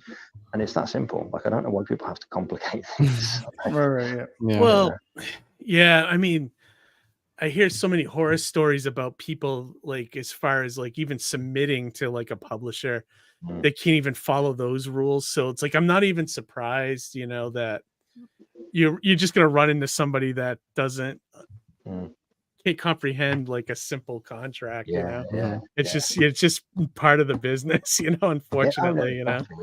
But it's we try and keep it as simple and easy as possible, and just again try and have some fun with it. We do these these little things called 5 in 5. So if you check all our videos and stuff out, we do all of that. We try and promo people as much as possible. You got to. It's all part of the. You can't, like, it's almost like you can't sit back on promo anymore. You have to get in there. Oh God, do yeah, it yeah, yourself. The creators got to do it themselves. You got to be not afraid to do it, you know? yeah. Mm, I mean, Yeah. it's why me and Johnny started this thing so we could promo ourselves, but also platform other people and, you know, share their work as well, you know? But yeah. I mean, it comes back to at the end of the day, me and him doing it for ourselves, you know? So, and Harry to a degree now, but Harry isn't a comic creator though, but he does graphic arts. Yeah, I'm an illustrator too. I make my own, silly, Get in there, weird Harry. t-shirts. Yeah, I should dive right in. Yeah, but whatever. I try to do like a bunch of drawings every year. I try to do like a whole bunch. That's how I mark my years. I was like, I did these in this year. I did these, and I try to make like t-shirts out of it too. And I don't really promote myself, but I've people have been on this show. You're part well, of this yeah, show sure, now. yeah, but I don't. But you need you don't don't really have a website to sell things. You kind of well, do, but besides Redbubble, which is kind of I don't have everything. Yeah, I don't have everything in people on there either. But people have been make a whole buying. color every time you sell something. Yeah, right. Well, I mean, I think it's gone up actually. Yeah. It's $1.25 or something. That's gonna be, but no, I people have been buying things randomly without any, but nothing, too crazy. Like a shirt here and there. I'm like, oh, I see, great. like for you, like I see like an Etsy shop or something where you can kind of, because the designs you have some of them could make really nice shirts and things like that. That's what I see for you. Anything weird, because I have a weird sense of humor too. So if something strikes me as funny, I'm like, oh, sorry. I write it down real quick and I try and draw it right. I research it online, make sure no one's done it already, and then if I see that no one's done it, I draw it real quick and I put it out there. So I can do take it. right. Yeah. So There's a whole audience for that stuff though. That's the thing, Well, the one claim to me, what's her name? Catherine Tate from Doctor Who was at Boston Comic Con one year, and I like, oh, she's going there, so I drew a thing called Mount Humor. So it's basically who I think the four best doctors, were, not the best necessarily, but the most influential doctors, So obviously the first guy, Hartnell, looks like George Washington, so he had to be on there.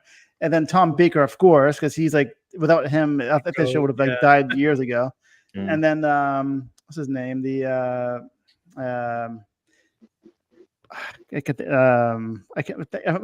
Tennant's on there, because he's important. I think him and Baker, like from the neck up, are like the most alien doctors ever, because they got like these giant eyes and the way their expressions, and like right. They're like, so he had to be on there, and the other audiobook doctor. So did you actually draw that out? Like, I think that would be a good shirt, I actually, right. So I drew out the Mount Humor, and I made a shirt out of it and to wear for that convention. And I just want to walk around and see if people like would notice, and like certain little kids were elbowing their parent, like, oh, look at that, like, oh, yeah, sweet. that's the kind of stuff you could sell on Etsy that I think would have an audience for it. Maybe not so much now that everyone's kind of ripping it apart, but but the old school stuff, the old Doctor Who stuff, I think definitely, that's stuff to think about, Yeah, Etsy's it's a huge place. I mean, I bought a lot of things that I've hung up on my walls, like just from artists that I find on Etsy. I just like, oh, that's funny, it's cool, and it doesn't have to be this like big majestic art piece. It's just this funny drawing that I thought was very humorous, and I wanted to hang up in my living room. Yeah, definitely. That's but you gotta get that motivation to do it. Yeah, that's kind of like my humor too. I don't want to offend anybody, so a lot of my humor or drawings are just tongue in cheek. Like nothing. Like, oh, okay, all right, nothing too offensive or anything. But even if it was, I don't care. Yeah. No, but that's great. Hades, I really like what you're doing. Like now that I've kind of dug into it, like, because I've always known about ASAP and Any One World, but honestly, I'd never really looked into it too deeply. But now that I kind of understand it, I like the service you're providing is excellent. And I hope anybody out there watching, if you're looking for some distribution on like just to get started and getting your stuff out there, come check out Hades' sites. you know. Kindly, mate. And then head over to Kickstarter and back the newest campaign Yeah. as well. Yep. 6 days left. That's awesome. Yeah. Yeah, exactly. So we're heading into an hour and 46 minutes, which is crazy. Doesn't feel like we've been talking that long at all. Yeah. But I just want to start wrapping it up. I know it's really late for you, Hades. Like, what is it, That's like all 4 in right. the morning now over there? 4:45. Yeah. Oh my god. Oh my god. Do you see the sun starting to come up? Yeah. I'm Oh, getting in the tired, next right? Just hour. like In the next listening to hour. you. That's great. And John said good night, guys, and good luck to you, Hades. So awesome. man. That's great. Yeah, so everyone check that out. Hades, as we go, we usually do some promos here at the end of the show. Did you want to shout out anything else you guys got going on besides the channel or the websites? Is there, you want to shout out some of your social media or? Yeah. So I think the things that are coming. So obviously, we're doing a big thing for Laurie Calcaterra and George's graphic novels. So look out for Path of the Power Rider and Russ 5377 graphic novels. Obviously, everyone keep an eye on the Pond Bro stuff on through the guys through TikTok. And then, everywhere on social, it's ASAP Imagination. You can find us anywhere on there. Give us a follow, and stuff like that. And, we have a YouTube channel. So Laura Calcaterra does a show called Anyone Will Showcase. Oh, nice. Yeah, so it's Is just the dedicated- YouTube channel just ASAP Imagination? ASAP Imagination. Yeah. Okay, perfect. I that's- think I'm subscribed to you guys. Oh, thank you, dude. Yeah. It's just dedicated to anyone through the Anyone world. So every guest on there is a creator that we Very cool. push and promote. And then we've got various other shows and some new stuff coming. And so keep an eye out. It's gonna be good. Yeah, I see you're always on Twitter pushing everything and Yeah. on YouTube and everything. So I mean, you're a good publisher, so you Thank you, man. get the word out, so that's great. So I everyone, appreciate check that out, and give Hades his support, especially if you're an indie creator, gonna help lift up these guys that are putting out books and artwork for people, Was there a video we could play from a site? Was there something that we could? I'm not sure if you had something you can play or. Like That's what like for the Kickstarter or Yeah, right. Wasn't there something I Is, thought I may have seen? was it is it a short video? Or is it, we 2 might be able to minutes, play so- it. Oh, it's 2 2 minutes. Yeah. Yeah, look at like the 30-second to Mhm. 45-second Yeah, ones, that's You've been up so long. Yeah. But it's all right. If people can check it out on the Kickstarter if they want. Mhm. And then Tony, you were saying to me today that you have something else going on besides Star Noir, which just finished up not too long ago. Or no, is it still open on in demand? It's in demand. The second book it hit its goal, so it's in demand. That's perfect. Yeah, I knew yeah. it would. You guys were so Yeah. close that last week. I Yeah, knew yeah. you would hit it, which is awesome. So that's good. So you can still get Star Noir #2 in 1 Yeah. through Indiegogo. Yeah. Yeah. And then you that's- said you were working on something new. When we did that roundtable with writers, I mentioned I have all these stories that I have in a drawer that I just keep taking out. And the next one is this cyberpunk comic called Reloader. It's Ready Player One meets Kill Bill. Oh, cool. Yeah. And it's about this this gamer, this lady Aria. She is a virtual reality bounty hunter in the far future. And she is tasked with taking down this hacker who is basically wreaking a lot of havoc in the virtual reality space, which is causing a lot of real world trauma. This is a world where the virtual reality is near indistinguishable from real life. Cool. Yeah, and it's great. It's like a huge love letter to video games. I'm actually going to get to work with a Marvel artist on this one. Oh, no kidding. Yeah. What's the yeah. name? Or can you say it? Or I don't want to say yet. But that person will be revealed in time. Okay. But it's just really a really fun experience. I mean, if going from Star Noir has like so many rules because it's basically a period piece.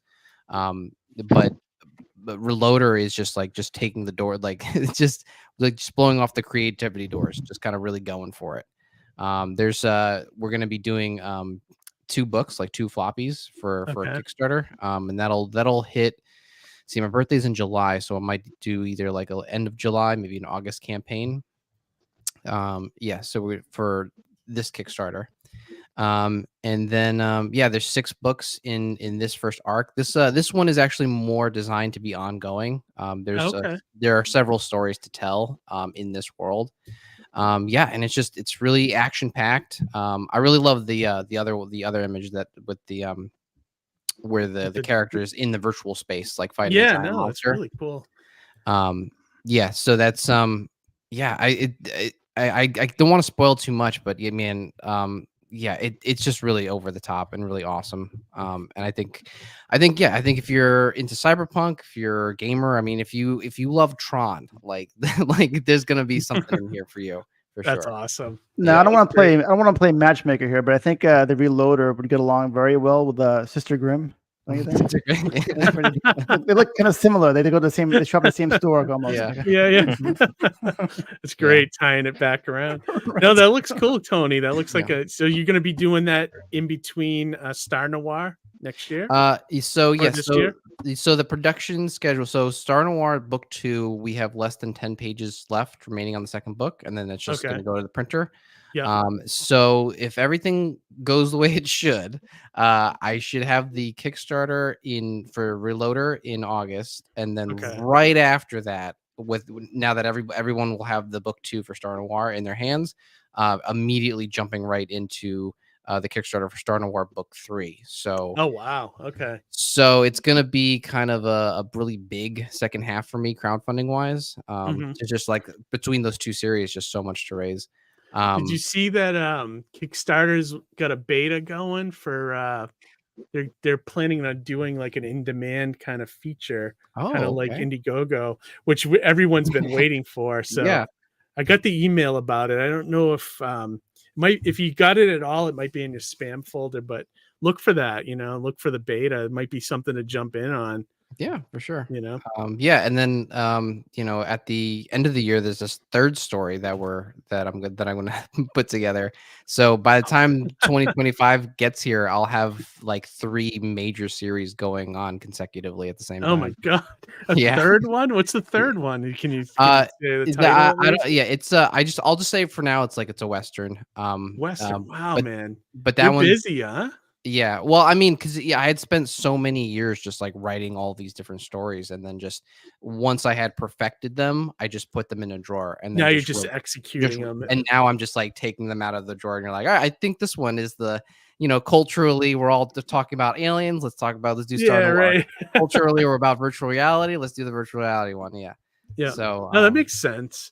Yeah. Yeah, I'm kind of doing the same thing. I'm kind of lining up a couple scripts, because I haven't done anything, because my mind's been on the convention. But as soon as that's behind me, then I might, amp up my comic stuff. Like I'm trying to write Mighty Mascots right now. It's mostly done.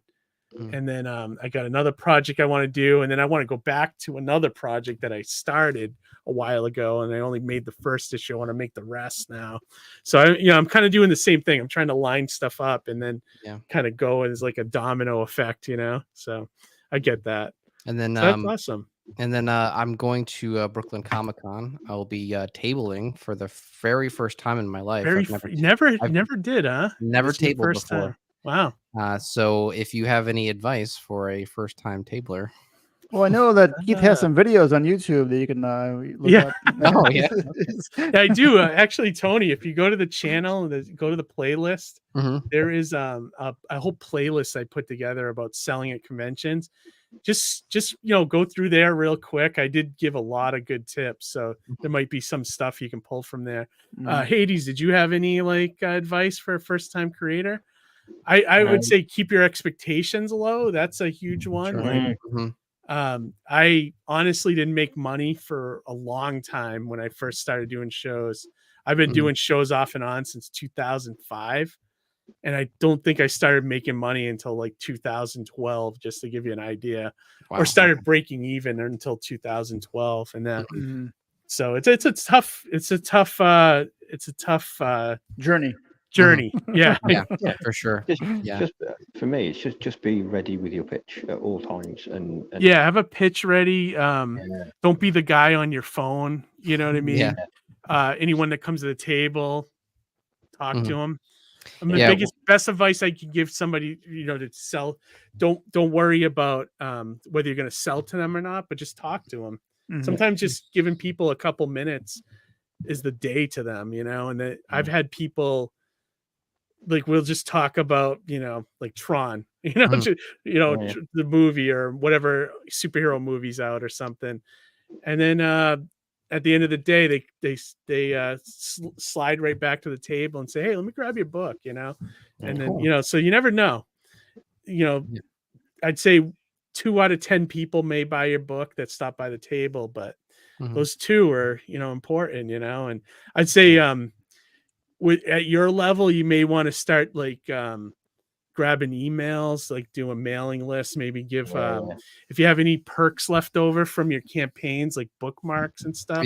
And bring all Have people sign up to get a bookmark or something, or because right now at your level, the biggest thing you want to do is try to build a fan base, Right, for sure. This may be a dumb question. Get those pictures. Sorry, I was just going to say, get those pictures when they buy it. Get a picture of them holding it. Yeah, that's a great marketing thing too. They feel so good about it as well. Some of them are like use the cosplayers, like I said earlier. Have them hold pictures of your, have them hold your book, and then say, "Hey, endorsed by Daredevil." Or nice. I remember one of the ones I did that was pretty funny with Daredevil cosplayer. I had him hold the book upside down, like, because Daredevil's blind. So I thought that was pretty funny.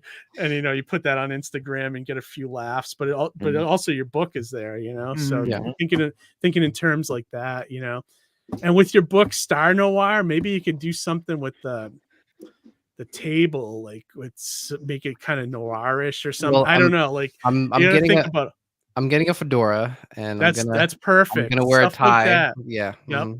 That's perfect. What's great is that having gone to conventions for so many years, I now know what I like from my artist alley vendors. So whenever they stand up and they engage with you, and they seem very active, and then also watching Johnny just sell at tables. Johnny's a perfect guy to watch, and how just he works. and how just Johnny always just encourages them to like pick stuff up and just start looking at it. You put it in their hands so they can feel it, look at it. That's like a big time sales technique. The other one that I have as well is I always have an issue open. So absolutely, that's a good one. Or I've seen some people bring not all, you don't have electricity all the time, but people will put up a TV with just the trailer running, or pages of the book just going by, things like that. But that's like a little more of a, you never know if you're going to have electricity, that kind of thing. But Hades is right. Having artwork ready to go. A nice pitch is always the key too, and just being friendly and nice. I mean, if you ever worked retail, just take those lessons, and that's exactly how you apply it to selling in Artist Alley. All those years working at American Eagle in high school. Yeah, absolutely. Yeah, 100%, man. And I was gonna say, and the worst thing you do is be on your phone and looking down and not paying attention to what's going on. Make friends with your neighbors too. I mean, that networking is huge, and it's all of that, So I wish you luck, man. And we'll have to next time you're on the show, we'll have to see how you did, and let us know how it went, So do people still give out like business cards too, or because I've seen like I get a lot of people that will take a business card, when they come over to the table and stuff, and because I've seen like techier devices now, like a bracelet that you might have, and then people like scan your bracelet and all your stuff's on there, or having your QR code around. Oh, that's right. That too, yeah. QR code's nice. I saw that Indiegogo does like secret perks, so I think might utilize that a little bit. Because since I have the books in demand, if and I have the physical books of Star Noir book 1, and if they're like, hey, what about that second book? Like, oh, it's already done, and then you can go pick it up and actually like get a discount on it with this like secret pledge tier. Yeah, do that. That's perfect. You have that open and just for that show or whatever. Give them print it out on a paper and give it to them or something, or have them scan it while they're right there. Yeah. Or maybe That have a company- banner. Oh, sorry. Of your Star ahead. Noir, a Star Noir banner, right? But then they have Yeah. the alien's head cut out, for the little kid to put his face in. Perfect. Yeah. There's also on my channel somewhere, if you search Wham Stand, there was a guy. Have you had Hades? Have you done Oh, I anything know, with yeah. Wham Stand yet? Yeah, I haven't yet, but me and him were talking about because Yeah, you got to. He's well, great. he's He a 3D dude, yeah. prints these nice displays for your books. with the and- magnetic. And you can Yeah, change. actually, if you guys hold on a second, I'll go get it and I'll show I was thinking you. about the band, Wham. It's right over here. Yeah, yeah. And, George Michael at your George table. Michael. Yeah, Right? talk amongst yourself. I'll be right back. I'll show you guys. Hang on. All right. All right. So, what part of the UK do you live in? Is it? So I am kind of like in the middle, Mhm. not near anything interesting, unfortunately. Oh, But I'm from a big Irish family, so Mhm. I get to go over to Dublin now. I can now the world's open back up. But mhm. my family are originally from a place called Calla, just outside of Dublin. So beautiful that's cool. place, beautiful. Still plenty of yeah. family there too. A lot of Oh God, family there? loads. Yeah, yeah, we're Irish. yeah. There's Mhm. So loads there. this guy, as far as I know, he doesn't have an online store yet, but he's on Instagram. You have to reach out. Yeah, But he yeah. makes these really nice. Oh, that's there's- cool. It's Mhm. 3D printed. You can fit about 5 books in here. Oh yeah. Mhm. So that's really nice, and that's what it looks like from the side. But Mhm. when he sent it to me, he also sent me this. This is like a business card holder with your Okay. logo Oh, on it. cool. Mhm. Cool. It's 3D printed. But this is the huge one. Is this Yeah. You gotta have the QR code? You just put Mhm. that right there, and people can scan it all day long. Yeah. And then just make yourself a link tree. Yeah. With absolutely all your links, and you're golden. You know? So you can be like 30 feet away and scan that probably. Right? Yeah, absolutely. It's that big. Yeah. Jeez. Surprised I didn't set off my camera. You know? But yeah, no, definitely that's all kind of stuff you should do. And go on my channel and find that playlist where I talk Mhm. about selling at conventions and just go through all those videos. Yeah. And learn my tips. I even did one where I set up a table on how I do my table at a show, and just take a look at everything and see what works for you and what doesn't, you know. So Yeah. Yeah, well, like this whole this kind of next venture for me of going to actual conventions now, listening to you guys and Johnny, like I just want to be an absolute like sponge and just absorb all that stuff. It's because, true. You got to be both. Like, Yeah. like we do this show because we want to have an online presence, but being Mhm. in person at conventions is huge too. I think, Mhm. Mhm. you want to have both, it's just Mhm. it's well-rounded, like I feel like if you do all of one and none of the other, it just doesn't benefit you at all, Mhm. And then Harry, did you have anything you wanted to promote as we start to wrap up here? Now we're going on 2 hours. Yeah, not really. I just have some really boring things like this medical document I got to redo. So it's for tomorrow. It's like more graphic design type stuff. And then I'm working on other like fun thing like more like t-shirt idea. Like somebody was like talking the other day that this year around this area, New England, is going to be very mosquito-y. It's pretty Yeah. I got mosquitoes, and I'm like, oh my gosh. So I just drew a sketch of a mosquito real quick. I'm like, and the wording is there's no quit in mosquitoes, but there is. The word quit is in mosquito. Yeah, it's true. You can No, do it's something nice. like that. Right, so I just did a funny cartoon. One of that. question here for Hades too before we start to close out here. He said, does someone's book need to be available digitally for you to help them? Well, I mean, if as long as you've got it in like a PDF, then give us a shout. But if not, give us a shout anyway, and we can always help guide it that way anyway. Because again, it's just if it's physical, then it's like, well, scan it in, and we'll help you with the files and stuff. So, Yeah, ways and then means around anything. awesome. Yeah, so there's your answer, Dave. And also, while we're on promotion, Dave is going to be signing his book in the South Shore this coming up. I think on May 4th, I think, or no, Cool. May 11th, I think, maybe. Mhm. I think was the date. His book, he was on the show a while ago. He has a book called Sillyville, and it's like comic strip comedy kind of thing, you know. So Oh, he's got a signing, and I think he's interested in maybe being part of Any One World. So so you might hear from him. Another thing I wanted to shout out to before we close this out, our good friend George O'Connor has a book called Vampires on Mars.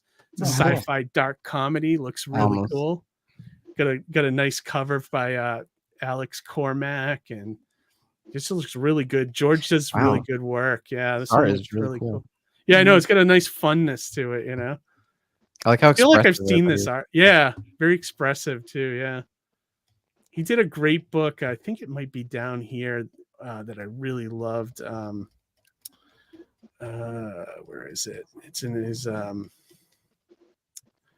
This one was really good. Toddler Apocalypse. It's like if you went through the apocalypse but you had your kids with you, Hades, you might get a kick out of that one. And this one I really liked a lot. Charlie Spot, which is it was put out by CEX, and it was just about a homeless guy and like a story about his life and how he kind of like has a spot in the park that gets invaded by all these other vagrants and things like that. It's very interesting and a very, very like nice slice of life kind of book. So George is like a really fun creator from our neck of the woods, and he's very close at hitting his goals. So if you guys want to check that one out, I'll put this in the chat as well. So It's also a project we love. That's great. yeah, he does great work. So it looks like he's about less than $100 away from hitting his goals. So he's got 48 hours. I think you guys could help him out. I have been there with those buzzer beater campaigns. Those my God, those last minute, so like stressful. they are. Especially the higher the goal, it's just like, oh my God, what am I doing to myself? Yeah. Awesome. But all right, everybody, we're gonna close this one out. We've gone over 2 hours, which is kind of a new thing for us. We're gonna get back to that 90-minute format, Harry. I think, Right, yeah. Although people seem to still enjoy us, talking. Yeah, Our numbers haven't dipped the entire if time. if we're conscious, and we don't have to work next day, then this is fine. But I know you got to be up in 3 hours, and well, 80s, 4. So 80s. yeah. The sun is coming up over there. Yeah, Hades, nice meeting you, and thanks for staying up this late. Yeah, absolutely. Yeah, So good to meet you. all right, Yeah, so thank likewise. you everybody for watching. We're off next Monday. We're off actually finally, so we won't be back until the Monday after that. I think that's sometime in early May or somewhere. But I don't remember who we got coming on. We always find out the week of anyway. So, but have a great week. Most importantly, read some comics. All right, everybody, have a great night, and we will talk to you later. All right. Bye.